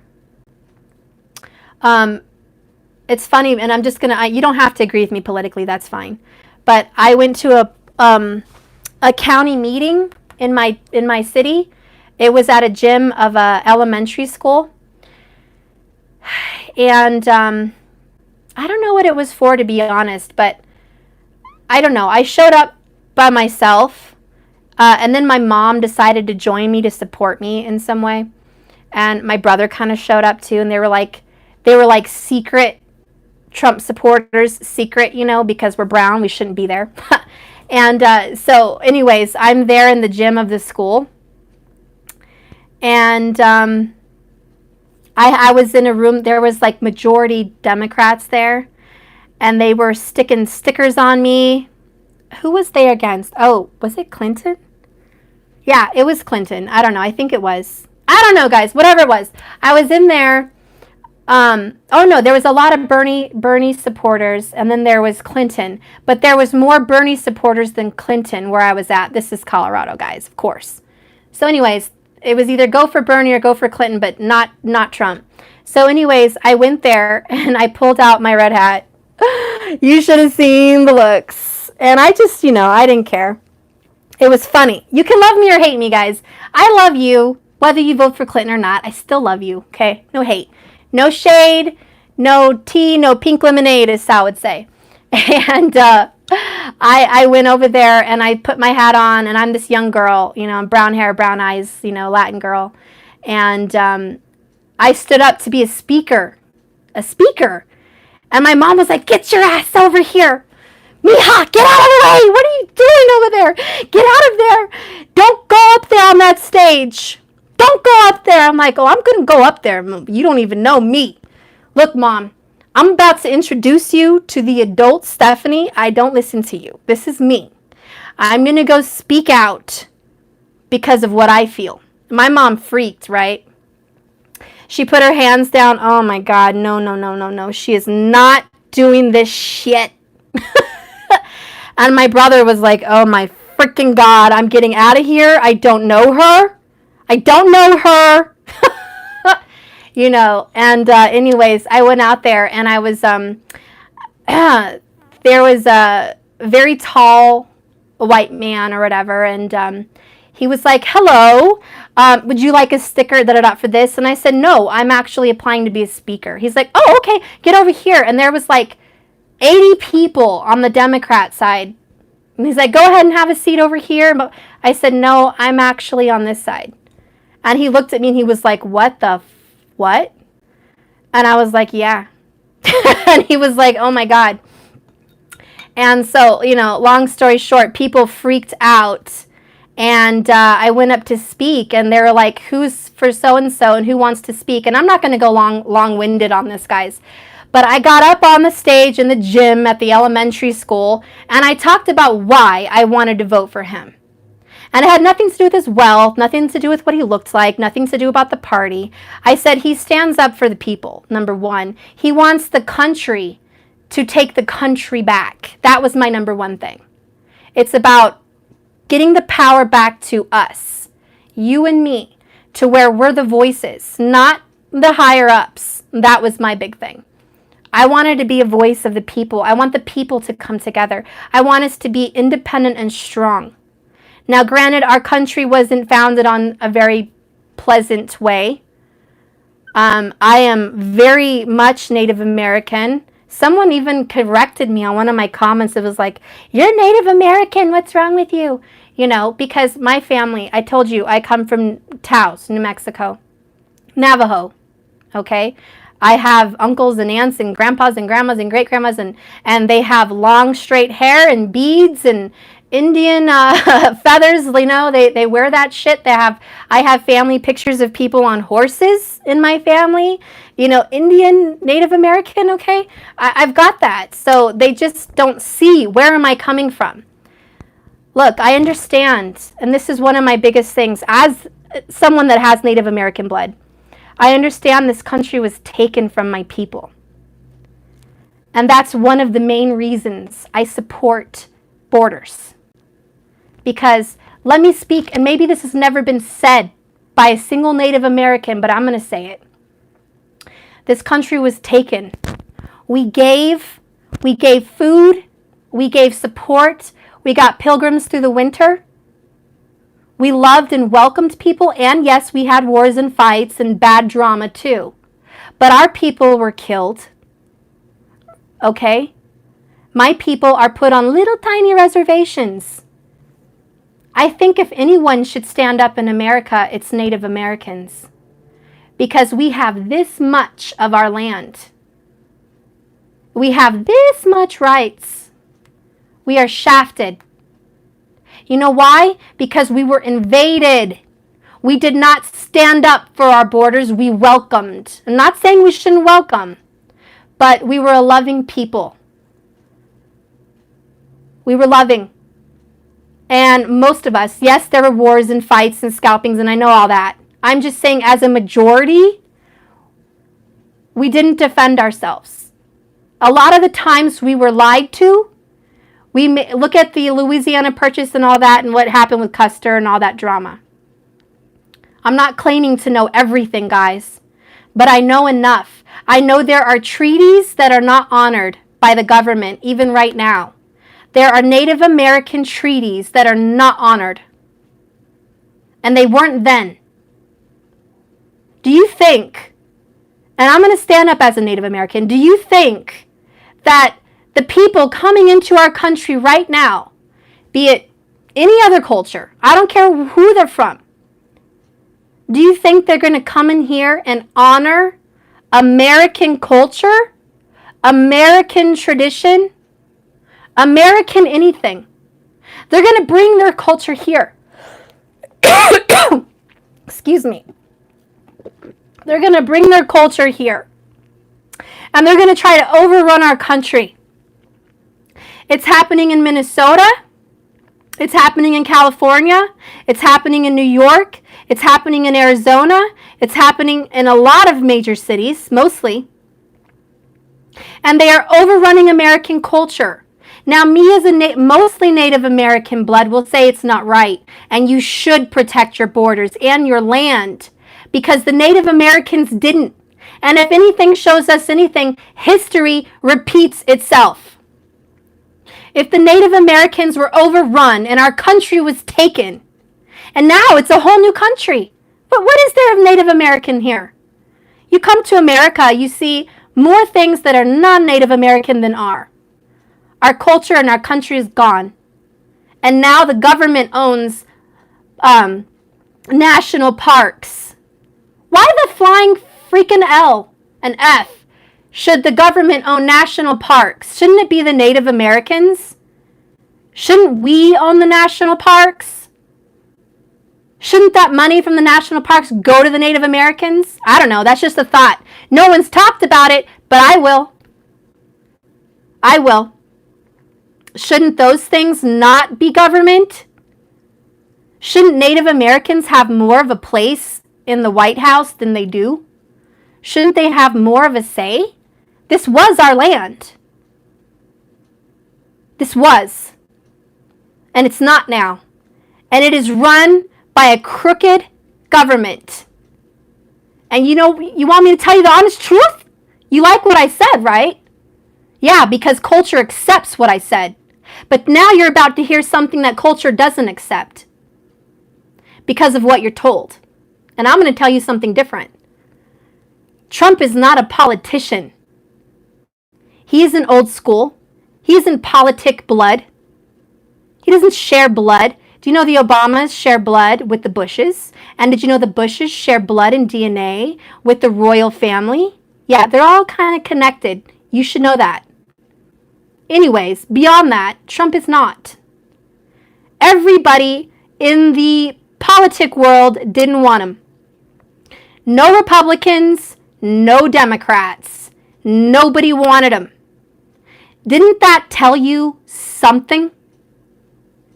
Didn't it say something to you?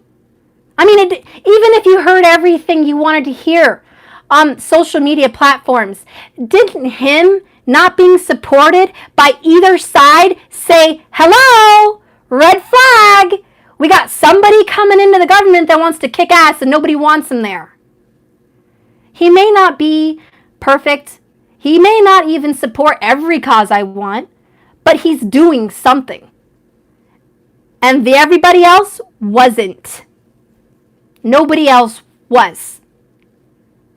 And we all as a culture sat here year in and year out, vote in and vote out, you know, decade in, decade out, voting the same shitheads into the office because they were all one party.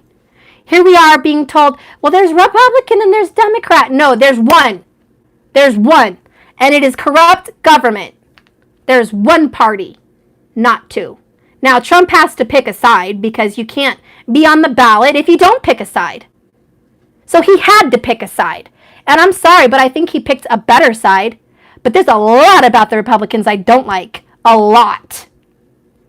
A whole lot. And it starts with the Bushes and the Dick Cheneys. Okay? So don't come down on me and say I'm some, whatever. Look, like I'm saying, I stand up for those things that make sense to me. Okay, and it makes sense that the rest of the government didn't want him. It makes sense that he wants you to be armed because there are violent people amidst our world. You should be. I'm not saying whatever. I'm just saying you have the right. You have the right.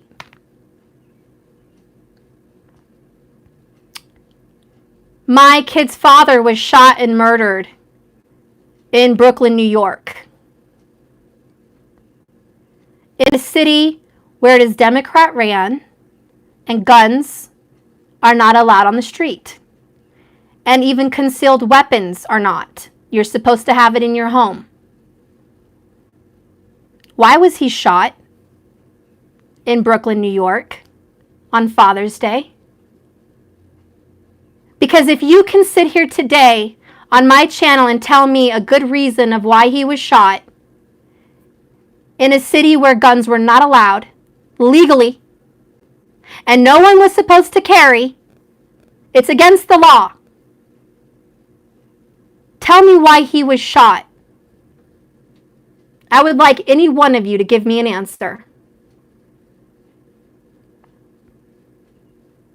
Because I think I would hear crickets. Because making a law doesn't take shit away. And it doesn't take a rocket scientist to figure that out. So when you give the government power to make laws, to disarm you, isn't going to save your life. It isn't going to keep guns off the streets. It's just going to disempower you. That's what it's going to do. And maybe one of your loved ones or you will be a victim of, as should they say, justice. Because that law is justice. Well, justice didn't help my kid's father. And do you know that man wants to plead not guilty? And they're talking about 9 years on the table from his jackass lawyer. And the MFer was caught on camera. But we have justice. And you know as well as I know that anyone that goes to jail serves 50% of the time they are given. 50 for good time. So that 9 years would be cut down very short, 4.5 years, for blood cold murder. Stone cold. And I thought we were fighting for justice. So excuse me on my channel if I do not support a jackass system that a lot of you want to vote for. Excuse me for not supporting people that want to vote for people that want to take my rights away to protect my children. And excuse me if I want to support someone who would rather empower me than disempower me. Excuse me. But I think I have a thing or two to say about it. And I think a lot of people should go and get educated. So, that being said, the gun laws make no damn sense. And that's all I'm going to say about that. And I am a member of a victim of gun violence. And I do not support taking them away from our people. One, because it does jack shit to protect anybody anyways. And two, I come from a Native American history bloodline where my country was overran. So I will say secondly, on my channel where I am allowed to say it, if I want to vote for border control and frickin' walls against psychos to come overrun my beautiful country, which is gorgeous. I love my land. I love the rivers and the mountains. I love the trees. I love fireworks on the 4th of July. I love this country. I love it. And I love that I am able to talk on YouTube right now. I love that I am able to walk on the street and wear what I want. I love that I am able to protect myself and no one can jack with me if I want. I love all of it. There are things in this country I don't love, which I've spoke on. That's another matter. But as far as it starts with our protection, I do mind if people are coming in this country to overtake it. I do mind if people come here to change this culture. Because America is a culture. We speak when we want to speak. We speak from our heart. A lot of us praise God. We should be allowed to. A lot of us have land we should be allowed to. A lot of us have free time and vacation and places we want to visit and we should be allowed to safely. A lot of us have businesses and we should run them how we want to run them because they're ours. And if anybody wants to come in here and jack with that, well, I have a problem. So when people come in here and say you must abide by our culture, our laws, Sharia law, or whatever it is, go back to where you came from. This is our country. If you don't like it, go. Because your country must be so great that you want to come here. Don't come here and change me. Because I didn't go over there to change you. Now, that is another matter with our country starting wars, and we'll deal with that. But do you see how it starts with our protection of our land? The protection of our home. Well, if you're in America, not all of you are in America. But this is going on even in Italy, in Sweden, in Australia, Europe. There are other countries that are being overtaken by other cultures. And I'm not going to name names, but I think we all know what that culture is. And they are being infiltrated from the inside out. And they are raping and pillaging and all of that. Will you marry me? You're funny. But you guys should know that. And all these countries should stand up. And that's why I'm saying as light workers, we should stand up and fight for good. But it starts at home, guys. We have actual, real life, foundational responsibilities. Your home, your house, your country, your government, your children, your family. And another thing, if everyone is so free with open everything, who locks their door at home? Who locks their car? Who takes their purse with them and doesn't leave it on the counter? Because if you have any sense of protection on your property, you should have no problem with a country declaring a border and saying, I'm going to protect it. Because I protect my children and my home and my car and my belongings. I protect them. The police protect our cities. There's nothing wrong with protecting our borders. So yes, I have nothing wrong with Donald J. Trump, or whatever his middle name is, to ask for a freaking border. That's the least of my problems. Really, it really is. Take care of it. Please. At least someone's doing something, because all the other presidents and leaders of countries aren't doing shit. And meanwhile, their cities are overran, and women are crying in the streets, being beaten and raped. And, people are saying, our job is to infiltrate countries and get as many people pregnant as possible so we can overtake the culture. And it's some sick thing. And yes, that's a thing. That's a thing. And that's happening. So let's not play potsy here, or pansy, or whatever the case is. Let's not bury our head in the sand. I'm going to speak from my little platform, my little channel, and speak to who I want to speak to, and I'm allowed to. And if anyone has something to say about America, I think it starts with the Native Americans. And if there is Native Americans out there that are brainwashed to have certain political party associations, you should go back a few hundred more years and go back with your people. And that's why I believe in meditation and past lives. I honestly feel, and I've had past life regression, and I've seen myself as a Native American in another time with a child.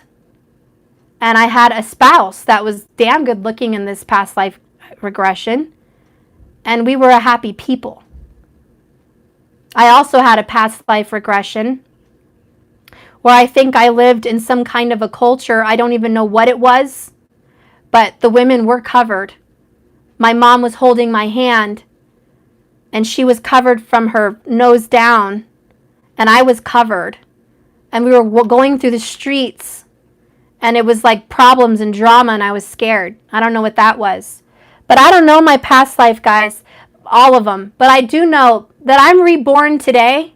I am reincarnated today to maybe speak about the injustice. Maybe I am reincarnated to speak about these things that happened in our past lives. And every one of you should remember how the world was going. And we should fight to keep it in a healthy way. Even Atlantis, how that fell. Egypt, how that fell, all kinds of things, how the matriarchy, the feminine energy fell, and now the masculine energy, the patriarchy, is trying to overtake, and it's very unbalanced. We need more love in this country, more love in this world. But we need to start protecting ourselves and protecting your people, protecting your families, but also speaking love and light on everyone. I am not here to exile anyone. And the first people that should be welcomed into this country are the people that are sex trafficked and abused and hurt and mistreated and miserable in their countries. Those are the first people that are welcome in my book. And if I was a Native American hundreds of years ago when that happened, I would welcome every single persecuted person. And to be honest, I think a lot of the Native Americans in those days felt that way. They saw people coming over in ships, escaping a tyranny, escaping a monarchy of overtaxing, raping, ridiculing, abusive power. And if you guys look back, telling people when they could own land, when they couldn't, paying the lords of their community, the lords raping and having fun with whatever women they wanted to, boys, taking land when wanted. You know, it was chaos. Who wanted to live there? Obviously, the monarchy wasn't doing a very great job, or they wouldn't be coming here. The sad part is they come here, they're free, and now they're doing the same thing again. History repeats itself. You leave one country that's tyrant, and you come here and you do it again. You tell people how to act, how to be, what to own, when to own it, how to carry weapons, when to not, geez, I can't even begin. There's too many rules and regulations our government's spitting down on us. Half of us don't know what the hell's being written down in legislation. None of us know what's going on. Nobody here's lobbying. No one here's going to Washington, D.C. to see what rules and regulations are being put on the books. What the hell does our justice system look like? No one here's doing any of that. None of it. None. But we're all here pointing fingers at everybody saying, you're a Trump lover and you're not. You're an Obama lover and you're not. Who really gives a shit? I would really like to know who cares about what's going down in the books in the White House. That's what I would like to know. You vote for who you want. Be a dumbass if you want. But you should know what's going on in your country, or you're just going to be led to the slaughter. Led to the slaughter. And other people in other countries see it. But we're so blind in our little community here, we don't. Because we're watching our own social media news. And by the way, all the news networks are owned by the same people. Think about that one for a minute. They literally set up one side against the other to get viewers. It's all the same. It's the same thing. I talked about boxes of cereal, and you keep getting a new box of cereal, but all you get in the box of cereal is cornflakes. That's the same thing with politics, guys. Whether you're a Democrat or Republican, it's cornflakes. Whether you get a blue box or a red box, it's cornflakes. So don't kid yourself and think you're voting for something different, because you're not. There is probably a lesser of the evil, but they're both evil. That being said, I should end this humongous rant of my life and stop embarrassing myself on my channel. Probably delete this message. I don't know why I went off the way I did, guys. I just really feel passionate about it, and now that it's getting close to that time, I just feel I wanted to share my take on that, and I hope that, it made sense for someone. It probably pissed a lot of people off. That's okay, but it probably made some other people happy. So just know you're not alone, and there are people that look for the truth. And even if you don't agree with me, agree on this. I am a rising Sagittarius. And if you don't agree with my politics, you probably have studied on zodiac signs, metaphysical information about that. So just by that, you should know. And my nakshatra is Mula. So if you want to research who I am, you'll know that I get to the root of the problem. You'll know that I do the depth of the research. You'll know that I speak only the truth and want the truth. You'll know that I can't stomach lies. And you know that I stand up and go to the depths and the furthest places for any information to bring it to those who are willing to listen. That's who I am. So even if you don't agree with my politics, you should at least know that about me. I'm not here to lie to you. I'm not. I'm just here to be a light if I can. Okay? That being said, I should probably go take a salt bath.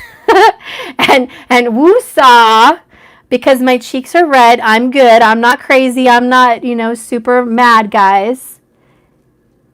But I just wanted to share that information with you guys.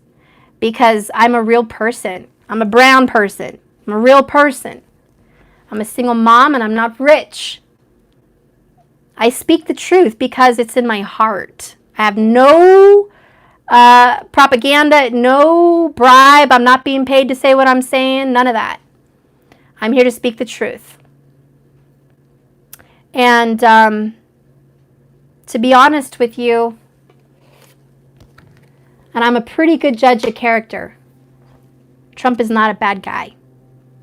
He's not a bad guy. I think he had a younger past. So did I. I've slept with some people I regret. I've done some crazy shiznit that I regret. I've been, let's just say I've gone after people that I shouldn't have for the reasons I shouldn't have. I have those things going on. It doesn't make me a bad person.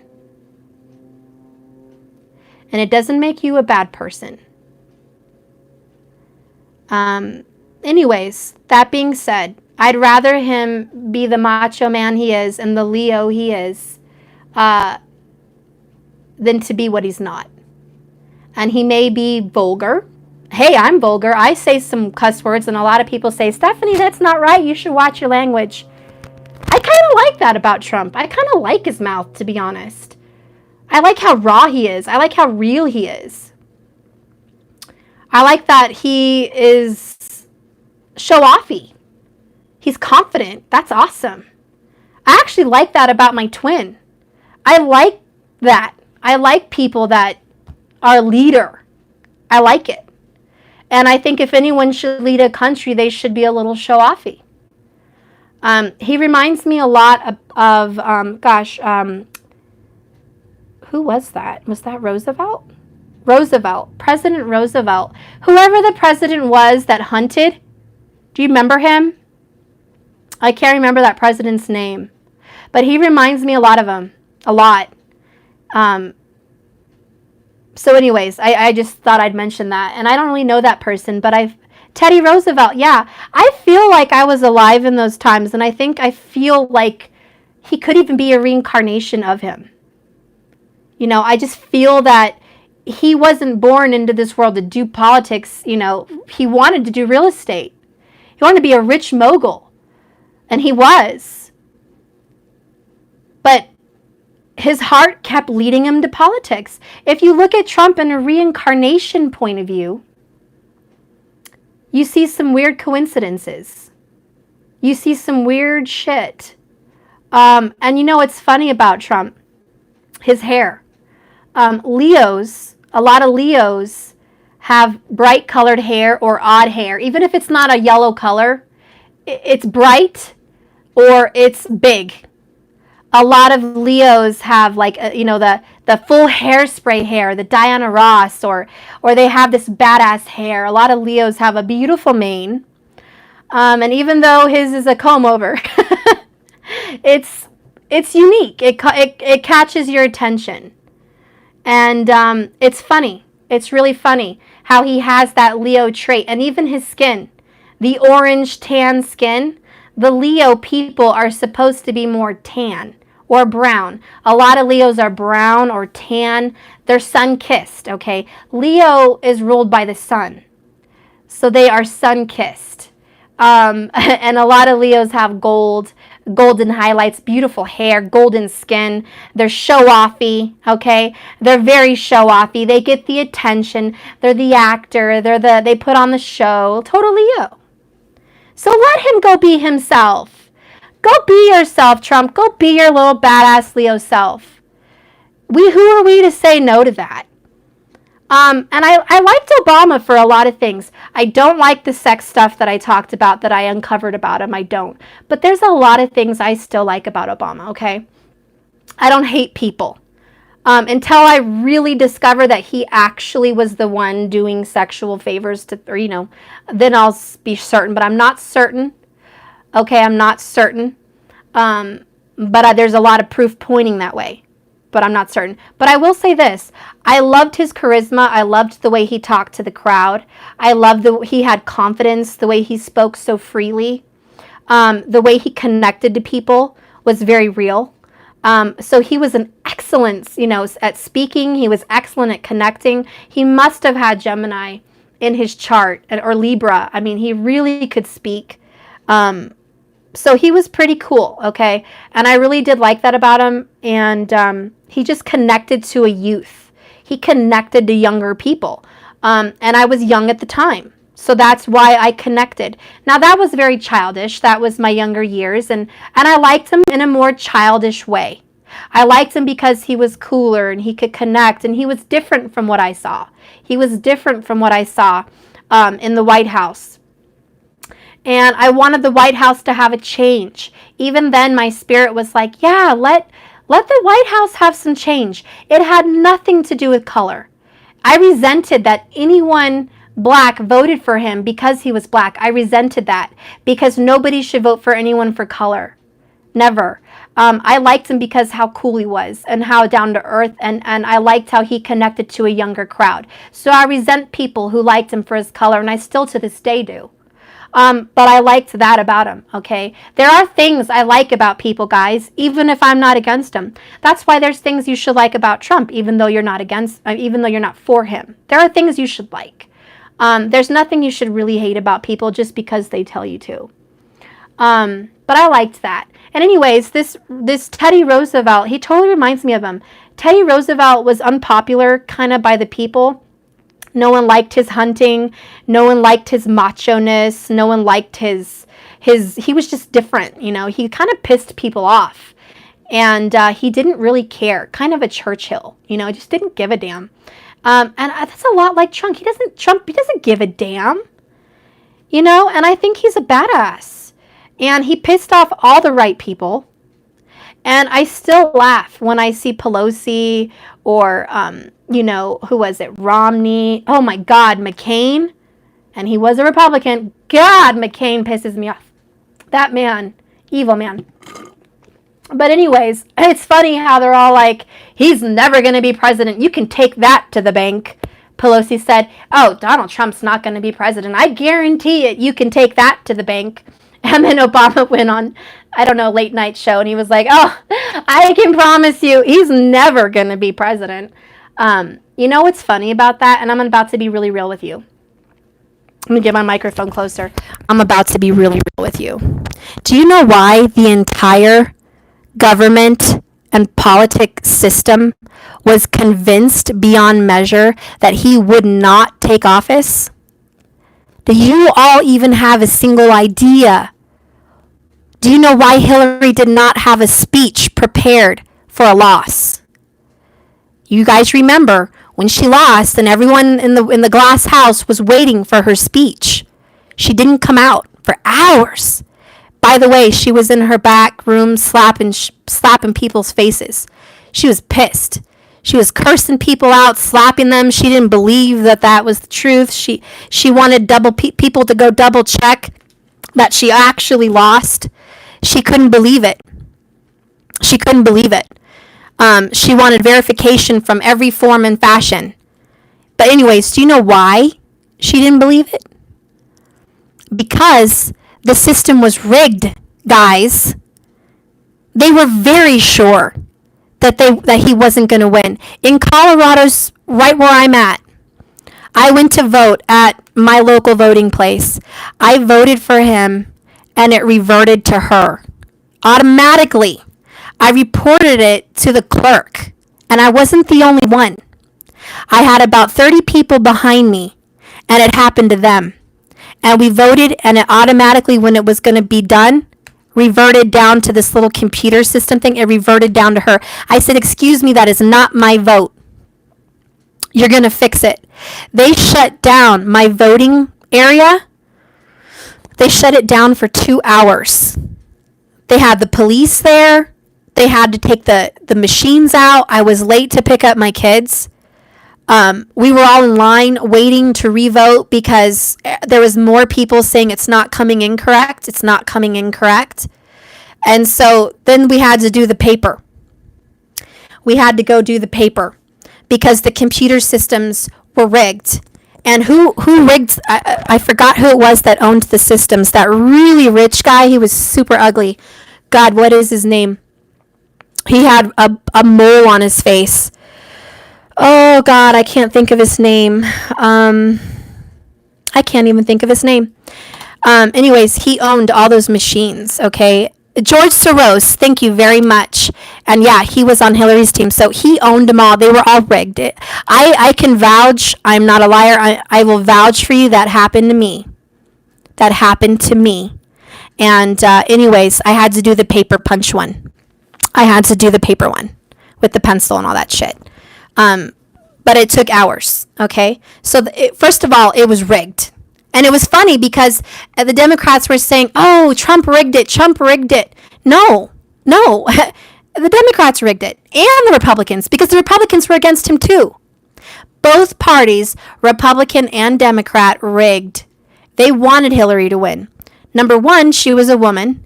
They wanted to break 2 norms. They wanted a colored president in office first. Then they wanted a woman. Period. It had nothing to do with anything else. They just wanted to break social norms. They didn't give a shit if they had any credentials. They didn't give a shit what they were going to do for the country. It was all for fame. Fame. It was to make newspaper headlines. It was to show the world. It was a big show. It was a big show, and they were the puppet masters behind the puppet show. That's it. Anyways, that being said, I was going to get to my point of the real reason Trump won. It was the universe. It was balance. It was spiritual. There was a reason he won, and it had nothing to do with, I don't think it was votes, to be honest. I know there was a lot of undercover Trump voters, but more than that, it was spirit. It was something to do with spiritual warfare. I really believe the angels stepped in. I believe there was a force for good that stepped in against political power. And I believe it's because a lot of spiritual people said for God to step into this world.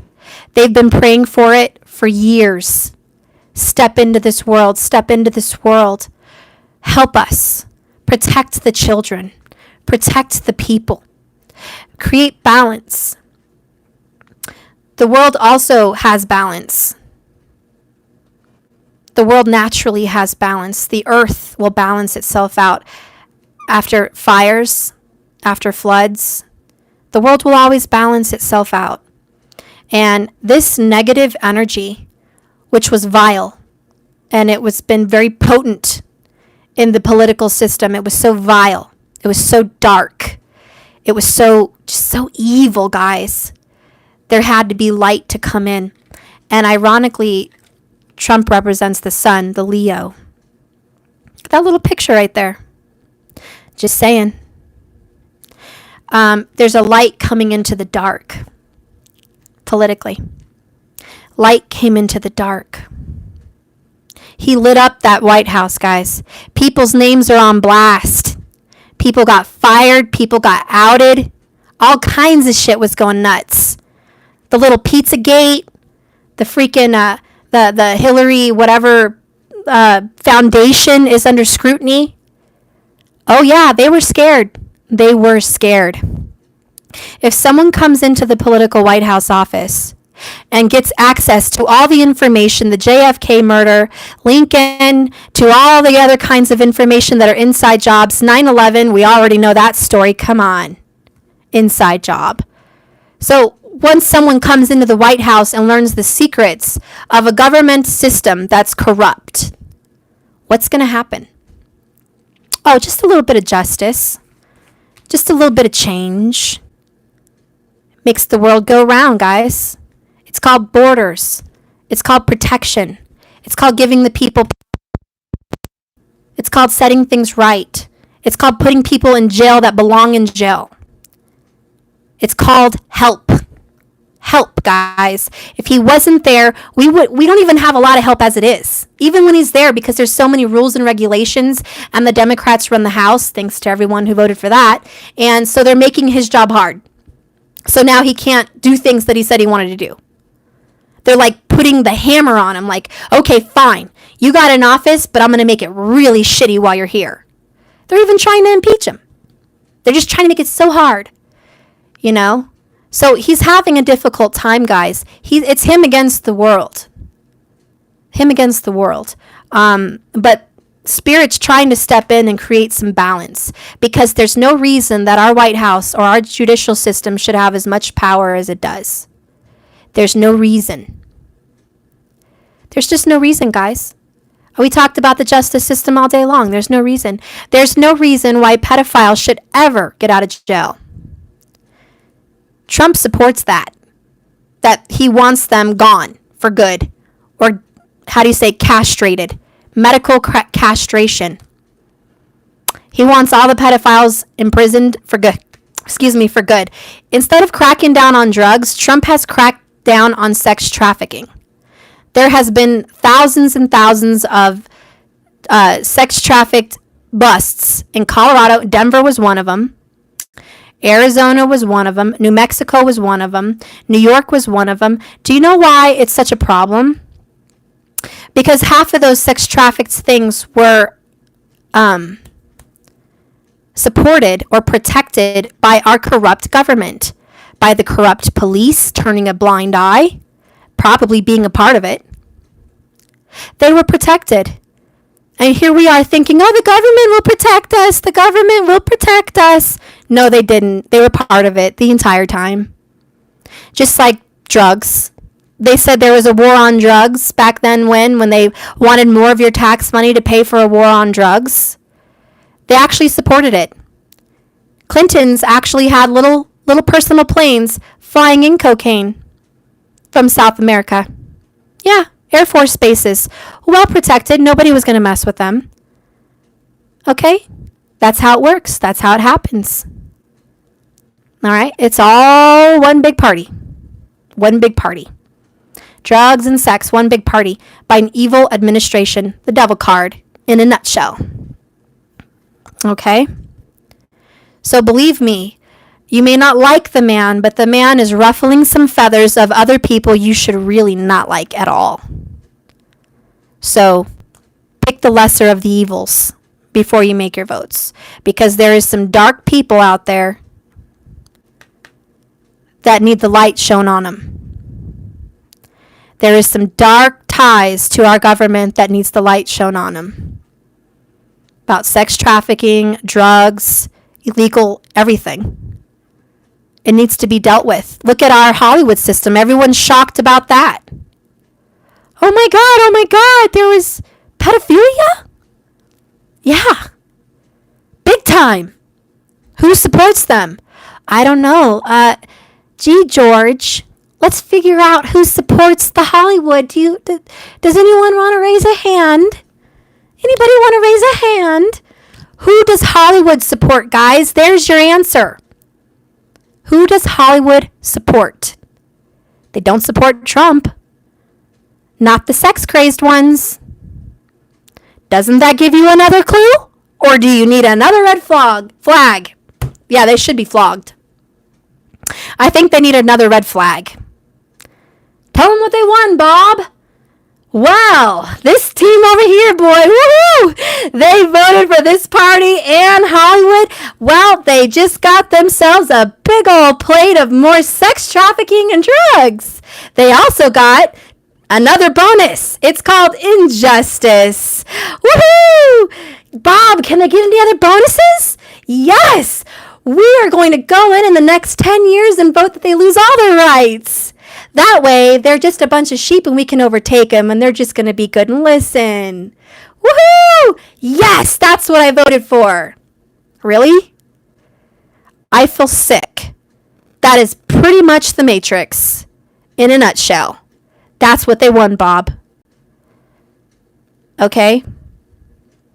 So, believe me, when I talk about Trump, I'm not just on politics. I'm on Hollywood pedophilia. I'm on sex and drug trafficking. I am on injustice in our justice system. I am on all kinds of shit.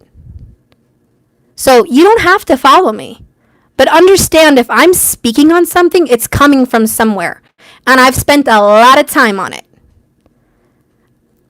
And a lot of the people that debate me on this haven't even read a single book. They don't know what the Bohemian Grove is. They don't know who Kathy O'Brien is. They don't know about sex trafficking. They don't know about those Air Force airports that drugs were flown in by the Clintons. They don't know about the suicides by the Clintons. They don't know shit. I even talk about 9/11. God, everyone should know about that. And they don't. What? It was an inside job? No, it wasn't. Yes, it was. You know, I feel sick, guys. I feel sick. I'm just done. And that's what I have to put up with, guys, as a Saggy who comes here like a Sagittarius to bring what? Balance, healing, restoration. That's all I come here to bring. I'm not on my channel to bring judgment. That's another card. I'll leave that to the Libras. This is me. I'm the Saggy. I come here to bring justice. I come here to bring faith. I come here to bring healing and restoration. Okay, I come here for peace. I really don't come here to start shit. And if I do, I'm sorry. But I just come here to bring enlightenment. And I think that all of us can get along. Even the ones that don't agree with me. Because I think there's one thing that we can agree on. It's protecting children. And it's justice. I think we can all agree on that. All of us. Every single one of us. And if we as a people, as light workers, just stand up and say, we stand up for that, you'll make every right decision from this moment forward voting and standing up against causes and going after fights and fighting for what you believe in. If you and I can agree on that, we're good. We don't have to agree on politics. We don't even have to agree on how I view Trump or Obama and you do. We don't have to agree on that. But we can agree that there is injustice and that it needs to be righted. And we can agree that we want to protect the innocent and the hurt. We can agree. And let's just start there. I'm going to draw a line in the sand. You pick. That's it. If we can all step on one side and agree that we're here for justice and protection of the innocent, we're good. Because that's all I stand for, guys. I'm not here to, nothing to do with color, nothing to do with sides, nothing to do with, Republican, Democrat, nothing to do with, this country, that country, nothing, and I'm glad I can speak because I am brown. Because if I was white, you wouldn't want me to say it. If I was white, you would not want me to say it. That's the truth, guys. I know it hurts, but it is the truth. It is the absolute truth. If I was here with white skin on this channel saying what I'm saying, I would lose a lot more people simply because of my color, not my heart or my soul. So I'm very grateful that God and Spirit reincarnated me and put me in this body. I'm grateful for it because at least someone will listen. We are in a time where racism is here. I personally don't think it's just against brown people. I personally think it's against white people too, if not just as bad. We're all in the same boat, guys. Brown, white, green, or purple. We're all here, you and me. And who cares about our skin, guys? We need to go and do what's right as a soul. Because truth be told, I want to be all the colors of the rainbow. I want all my chakras balanced. I want my aura to be a rainbow. I want to be all the colors. I want to be all of them. I want to love everyone that I can love that's worth loving. I want to give love. I want to be love. And if truth be told, I want to take out the darkness. I want to take it out. Maybe I need to work on that. I don't know. Spirit will guide me. Like I said, I'm pretty forgiving unless it involves harm to children or innocent people. Then I'm not okay. I will fight for you. And that's any injustice. One more thing before I go. I grew up religious. I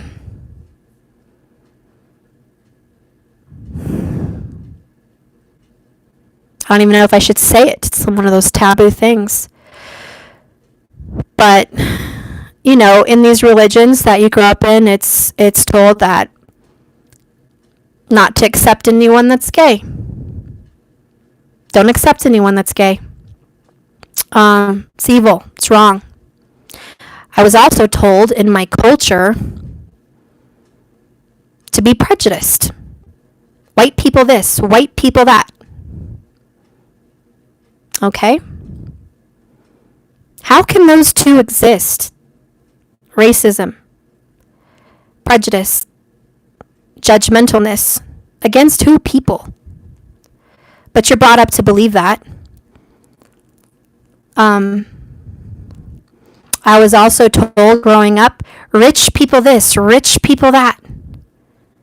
Oh, these rich people. Stuck up rich people. I'm not rich by any means, but you're exactly right. It's programming. And it starts at a young age.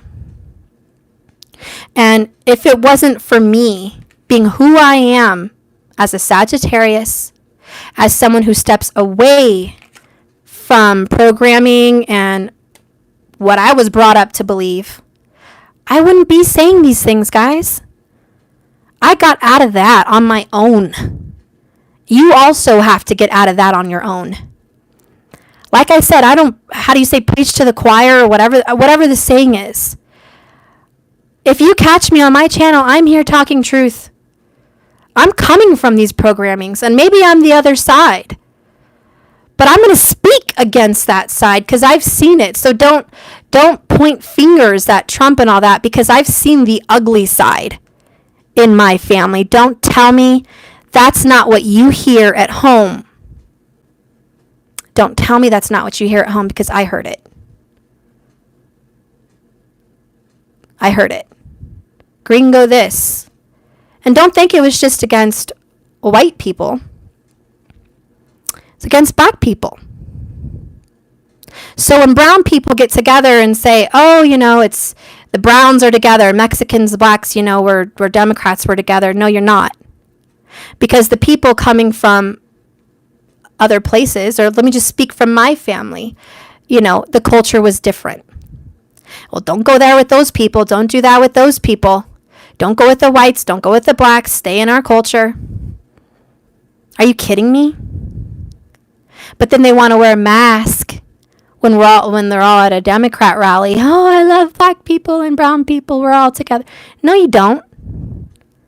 No, you don't. You're just two separate sides ganging up together against one side. So you'll win. And then when that side's turned out, then you're back against each other. What is this? That movie, what was it called? Hunger Games. Hunger Games. You gang up to eliminate one very potent person or one potent team, and then when you're done, you still have to face off each other. So I'm going to speak the truth, guys. I don't sugarcoat things, and I have no hair on my tongue. That's how I grew up. And no one talked about it. No one's like, oh yeah, that's how we feel. Oh, no. There was masks. Hi, welcome. No, it was no welcome, because at home it was, that person. Did you see how they acted? Oh, I hate those kind of people. Seriously? Anyways, I'm not for any of that. None. And that's why I will protect brown people, black people, and yes, I will protect Trump when they are calling him a white Nazi. because it's wrong. It's not true.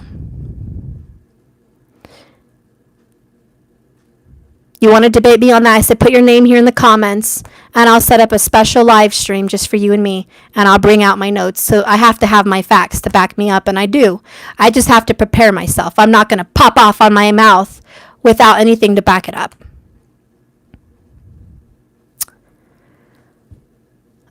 So that being said, guys, I guess that's it. Let's see. Someone said something about Tupac.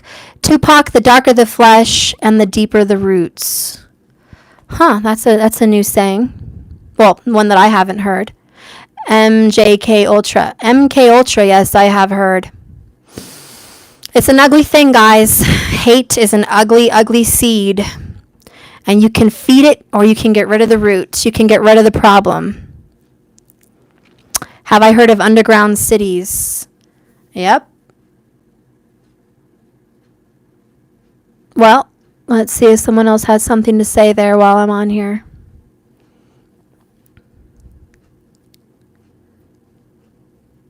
Anyways, I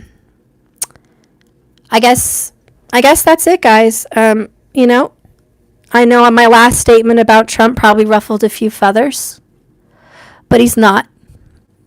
Okay, he's not. He's not a Nazi. He's not none of that.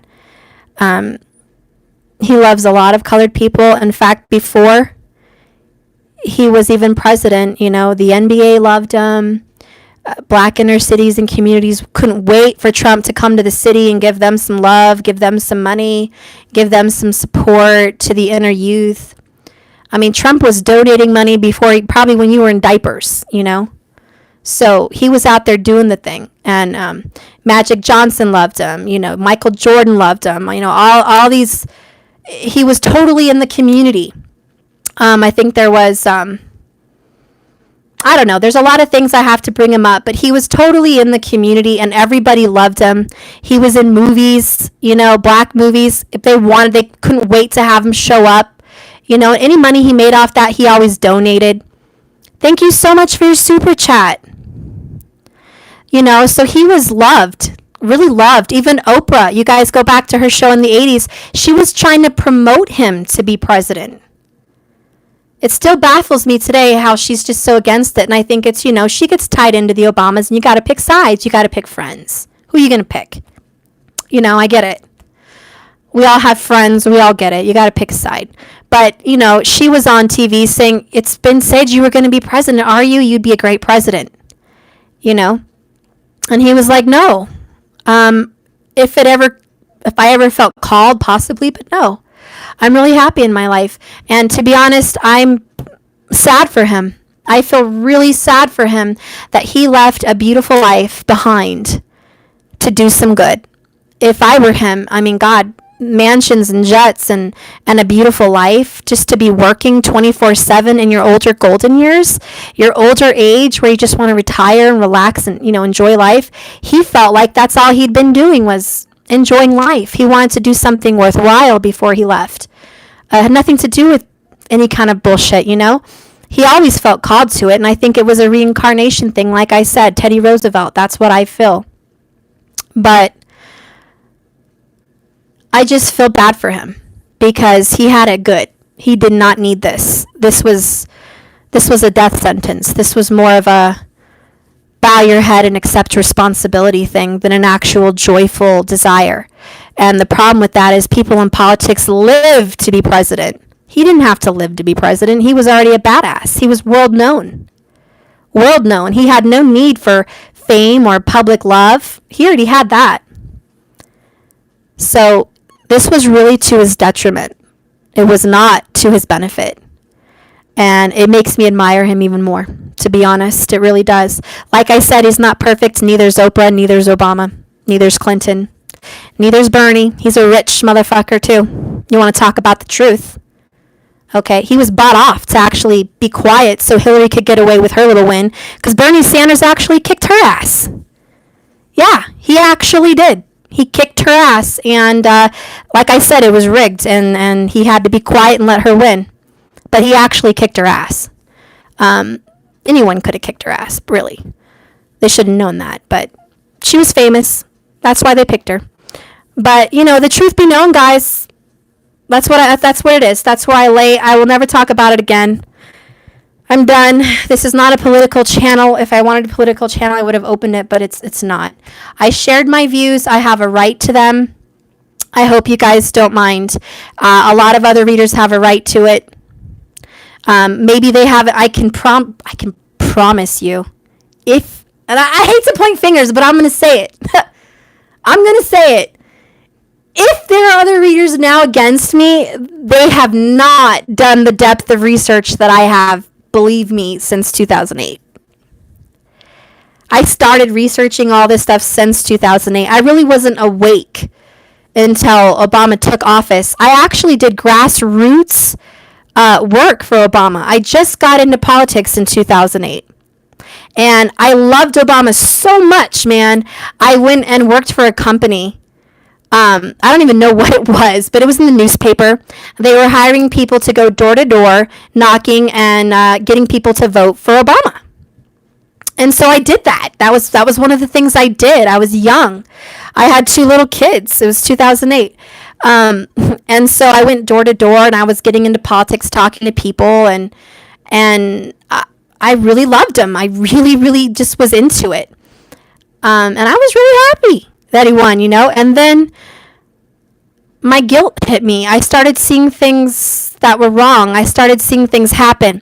The first injustice that caught my mind was forcing people to have insurance and being poor and everything. I should have been like, yeah, that's awesome, but I wasn't. Number one, whoever hired me to go door to door for Obama never paid me. I never got paid for I think it was a full month of door knocking. Leaving my Danny and Mariah, my kids, that organization never paid me. And they were orchestrated out of Denver, and I contacted them for weeks to get my check. And it was I couldn't get to the area, I couldn't get down there. I never got paid. So I just want to put that public record, never got paid. And that was going door to door for him, okay? So I'm going to be flat out. That was one little red flag right there. Never got paid. So all of a sudden you vote for someone that cares for the people, is out for the people, for the youth, for the single mothers, all that little politics, speech, bullshit, and then the organization doesn't even care about the brown inner city young single parent people because they don't pay you. So slap in the face, lesson learned. And I'm just speaking the truth, guys. So, that was one thing. And I was like, oh, whatever. I'm just going to let it go. I'm getting my benefits. I'm just going to let it go. And then they forced the insurance. It never even affected me. The insurance never affected me because I always got government insurance anyways. At the time I was young. My kids were young. It never affected me. So here I am, voting for someone to do stuff that didn't affect me. Why should I have a say in another person's life when I don't even know what I'm voting for? I don't even know how it affects other people, yet I have a right to vote? I should have been tested. I should have been asked questions. People should know what they're voting for, and that's half the problem. They don't. But, anyways, the insurance thing, that was a big red flag. Why should anyone be forced? And this is what caught my eye. No one should be forced to have insurance. Even car insurance, guys. I just don't think you should be forced. It's your money. You work. This is your country. You live here. Why are you forced to take money out of your kids' mouths and paycheck to pay for something if you can't afford it? I guess it's no big deal if you can. But if you can't, why? Now, there were times when I was young and I couldn't pay rent. It was just me. And $60 for car insurance was a lot for me. Okay? This was around that time frame. And I thought about it and I said, why, when you can barely work to afford to feed your family, should you be forced? Now, this is coming from someone who had my father killed by a drunk driver. So I know about car insurance and why it's important. Spare me the antics, guys. I know about DUIs and drunk drivers and why you should have insurance. But here's the deal. My dad had insurance, so I was covered anyways. Secondly, if he didn't, the other person would. I mean, it's not that big of a deal. But if you can't pay for insurance, maybe you shouldn't drive. You know what I mean? But you shouldn't be forced. I feel like you take a risk going on the street. You take a risk. To be forced to be insured, I don't know. That's debatable. And I'm still open to debate. I am open to debate. I'm not fully against it. I am, however, against taking your money. Because, for one, you pay taxes, right? We all pay taxes out of our check. And then when you go to Walmart and you want to buy some presents, maybe you want to buy a couch, maybe you want to buy a bed, maybe, I don't know what you want to buy at Walmart. Let's just say a Power Wheel for your kid for Christmas. And you're going to pay $30 on taxes for that Power Wheel. It goes to the state. Or you buy a TV and you're going to pay, $150 taxes, and then you pay taxes out of your check. You got to pay, this and that. You have so much of your money that's taken by taxes. If you make over a certain bracket, you have to pay taxes. A certain percentage of your money has to go, and that's, they say it's for the roads. How many of us love driving down the street, though, and banging our car, messing up our rims in a pothole? I do. Hand raised. How many of us love paying for, public service for our taxes? That is obviously important. And they tell you it's to pay for your police and your firefighters and et cetera, et cetera. Well, do you guys know that stuff was paid for before they ever made us pay for taxes? It was already, the streets were fine. We had police, we had firemen before all these major taxes were imposed on us. It just keeps increasing. And then you got to pay for your health insurance now. Now you got to pay for your car insurance. You got to pay taxes if you go shopping. You got to pay taxes out of your check. How much of your guys' check do you actually get to keep? How much? It's a big loss. It's a big cut. And a lot of the people that don't make those brackets, they get taxes back. So it doesn't really affect them. It doesn't affect them because you're getting money back. You're not losing money. But for the people that lose money, I guess everyone's like, that's fine. They make enough money anyways. Well, is it fair?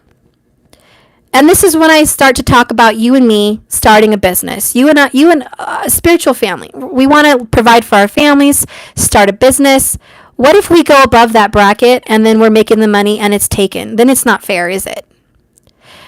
Because you're not able to keep what you earn. So, I mean, that's just a whole nother issue. And I really, money's the last thing on my list when it comes to voting. But those are concerns that the government wants more and more and more. It's the hungry hippos, guys. Seriously. How much can I get? How much can I get from the people? And you guys know every single time they have a legislator out to vote for, every voting season, every couple years, you have these bills and they want you to vote for them. More money for public schools, more money for streets, more money for AKA blah, blah, blah. When they legalized weed in Colorado, it was to go to the schools and to go to the roads. We haven't seen shit, guys. Colorado hasn't seen shit. And they're making a lot of money off of the weed sales, trust me. And there's no difference in the schools. Still have old ass computers, still have bullshit ass, playground equipment that's been there for 25 years. The teachers still get paid shit. They're still paying for school supplies out of their own paychecks. They still, blah, blah, blah. So don't come here to me and tell me, oh, it's for the schools. And I see so many people voting in those bills. Yes, more money for the schools. Yes, more money for the schools. That is a ploy. They're not giving it to the schools, guys. You got fooled. You used your name, you signed it, and you got fooled. Again. And it's going to happen next year, and it's going to happen the next voting season. It's going to happen again after that, and again after that. And you're just going to keep giving the money away from the people in a big pot. And you know who's benefiting from the pot? All the higher ups. And just real quick, I know it's not quick. I'm not going to say quick, but I've known what teacher salaries are. I know what the directors of the schools pay. I've seen the salaries. I did property management. I told you guys I've had to qualify people for homes. I know what people make here in Colorado as a director of a school district, and it's insane. One person who never even went to school for education, the director of a school district, went to school for business degree, and got paid $500,000 a year, qualified. That about put a rock in my stomach, because my cousin who went to school to be a teacher makes $30,000 a year. 35 maybe next year. And it doesn't go much higher than that. I mean, teachers, you may be lucky if you make $40,000 a year, $45,000 a year if you've been in it for a while. But you get the benefits. But my point is, do you think it's going to the schools and the teachers? It's not. And there's only about, I think, 25 directors. So they're all making the big money. And so the raises go to them. The increased money for schools goes to them. It pads their pockets. And who ensures they get that money? The people you vote for. And why do the people that you vote for pad their pockets? Because the teachers support them and these teachers' unions, and it's all one big programming brainwashed society. So the schools stick together. And the same with the police officers. They stick together. The police officers don't make jack. They're like teachers, servants of the community. Yet they'll support the judicial system. And let's not go there. I don't think I really have to go there. Who gets paid bank in the judicial system? The lawyers, the judges, outlandish amounts of money. And who supports them? The police officers. Programming, guys. I don't know what they're giving these people. Honestly, teachers and police officers are not making the bucks, but every time they want more money for your city, it's not going to the police officers and the teachers. It's going to the higher ups. I'm not going to name names, but it's someone extremely close to me who works for a very well-known company, and I will not name names because they're close to me. But this certain company builds NASA equipment. That's all I'm going to say. They build NASA equipment.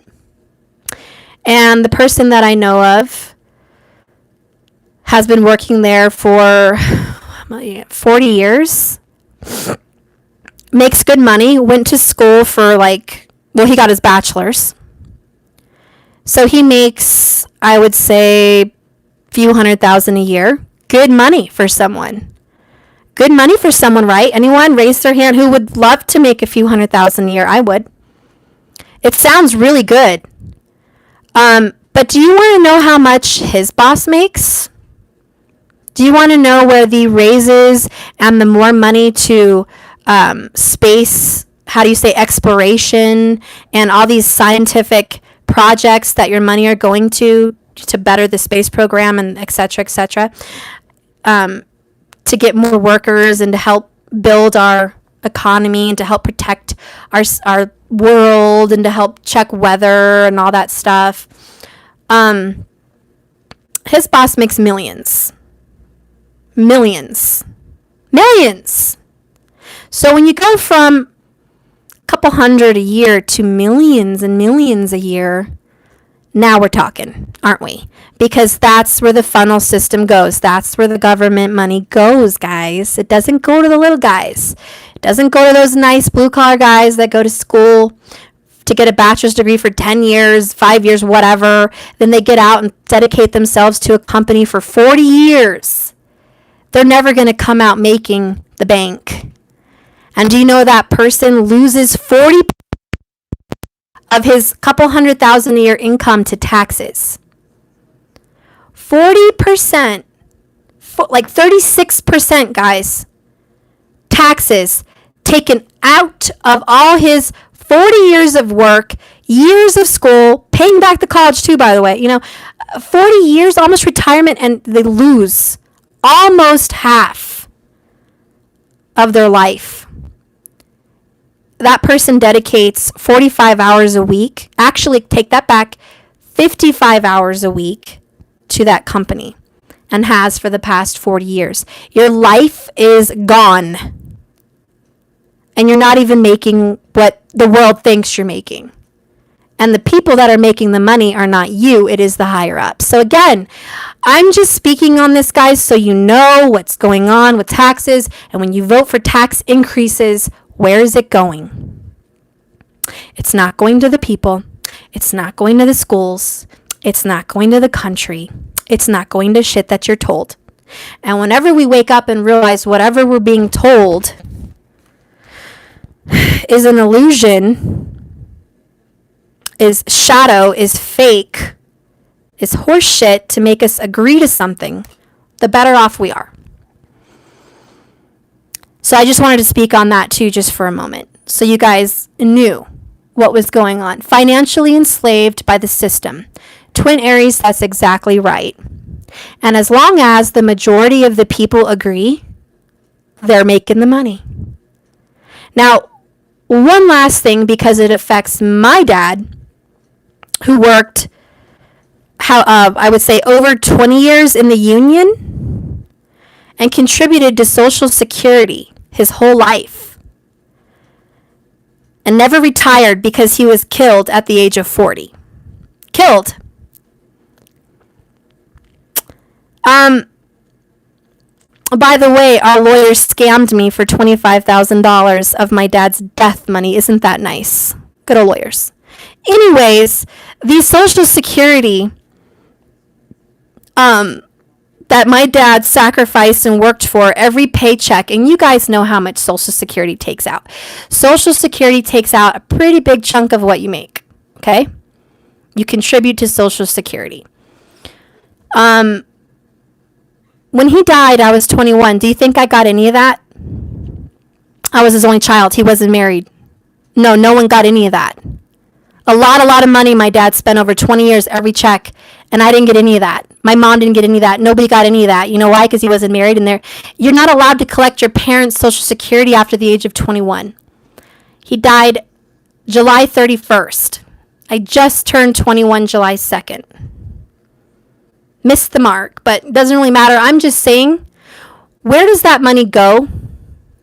How many people are murdered in America alone every day, every year?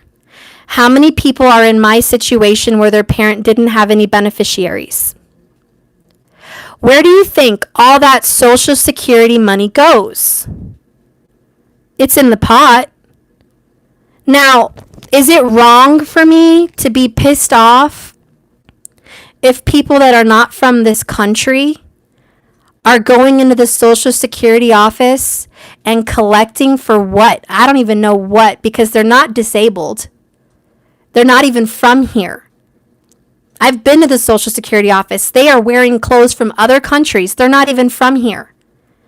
And they're getting it. I don't even know what program that is, but there is some kind of program where people out of the country can collect our American earned money. I don't know what program that is, but I'll find out. But they're collecting. So I'm a little bit pissed off that my dad's hard-earned money is going to jackasses that aren't from here. Now, maybe it's a refugee thing and I should calm down. Because if it's going to a good cause, I'm cool. But our country's not looking out for us. I'm not coming first. Both my grandparents who were in the military aren't coming first.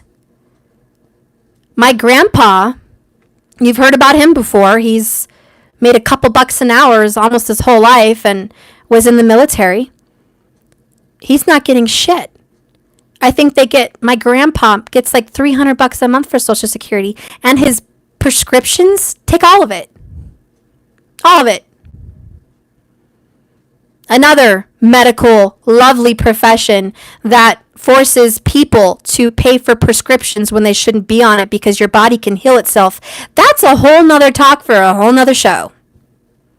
No one should be paying for all those prescriptions. And my grandpa has like 20 of them. And they're all going to prescriptions. But do you think they should get a raise? No. No, these people shouldn't get a raise of Social Security. These older people that have worked all their lives, busted their ass, and fought for your country, no, they don't need a raise. But hey, you! From over there across the ocean, come on down. Tell him what he wants, Bob. American money. Take a seat. Well, no wonder everyone loves it. No wonder everyone freaking loves it, guys. Well, I'm sorry. And if you're from out of this country, take it from me. A lot of Americans don't love it. And we see what's going on. We see the greed and we see the mishandling of American money. And one last time before I close out tonight, as a Native American that can say this land is our land. And let me tell you, China owns almost half of it. Ridiculous. No one should own shit. This should be American Native American land. But China owns more than half of it. You all know that. It's in the books. It's not hard to find. It's just our country was going bankrupt a while ago and China bought it. How long before China has rights over our legislation and our country and our culture? And I love China. I'm just saying. And, one thing I love about Trump, he stands up to China. He's not scared.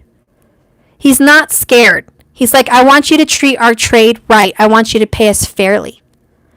He can make America more money. And he's doing just that. He was hired for a job and he's doing very well. You don't have to like who he is, but he's helping our country. And he's getting our finances back on track. He may be a rich son of a bee. You may not like him and you may not like the way he talks. Hell, you may not like the way I talk. You may not like the way Cindy G talks. You may not like the way a lot of people talk. I don't care. The point is the job's getting done and people are getting looked out for. And it's us first. Period. It's us first. And that's how it should be because this is America. This is our country. So I'm glad that everyone's hippie, free for all, one love, but don't neglect your home. That is equivalent to me being a mom, going down the street and loving and kissing on all the neighbor kids and feeding them and going home to my children and saying, sorry, we don't have any food today. I didn't spend any time with you. Sorry. I was out with the other kids doing good, loving the world. I was loving our neighborhood. There's so many hurt kids. Yeah, but Mom, you didn't spend any time with us. You were out loving the world, but you didn't love us. I know, but you understand. It's for the greater good. But Mom, I'm hungry. Well, I'm sorry. You're worth sacrificing. You understand. Really? Because that's how a lot of people are out there voting and thinking. Let's take care of the world, Bob. But let's neglect our home. Let's neglect our people. Do you think that's fair? Because I don't. I'm not saying neglect the world. But I'm saying how about you do both? And if you can't do both, do one. And it should be home. That's what I'm saying. And that's all Trump's saying. And everyone doesn't like it. Okay. Tell them what they want, Bob. Nothing. That's what they want. Anyways, I'm done for the night, guys. I'm done. I love you all. Thank you for watching. Turn into a podcast. Thank you, Chandra Marin. I love you. Thank you very much. I hope you guys know I love you. I hope you love me, faults and all. I hope you love me, mouth and all. I hope you love me. I love you. I just, this is my heart. This is my faith, If you want to change it, let me know. But these are my views, and it's because of what I've seen and my experience. And I give you the credit that whatever you believe is what you've seen, and it's your experience. But if I call out bullshit and I pull out a flag, it's a red flag. Pay attention. There may be a reason. And maybe you could look into it a little bit more. I don't know. Just saying. Just saying. Keep an open mind and an open heart. Thank you for watching my channel and supporting me. Thank you for being my friends. Thank you for being my light workers. And know this one thing. I love you all very much. Even my haters. I love you. And where would I be without opposition?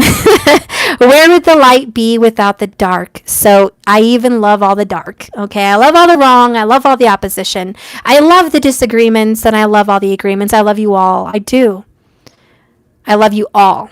Without any of you, I couldn't be who I am. I love who I am. So, that being said, I love you. Really, truly. Good night. Thank you. God, I didn't mean to make this turn into a podcast. Spank me tomorrow, God. Spank me tomorrow. I'm out of here. I love you guys. Sleep well. Yes, and just keep swimming. Bye, guys.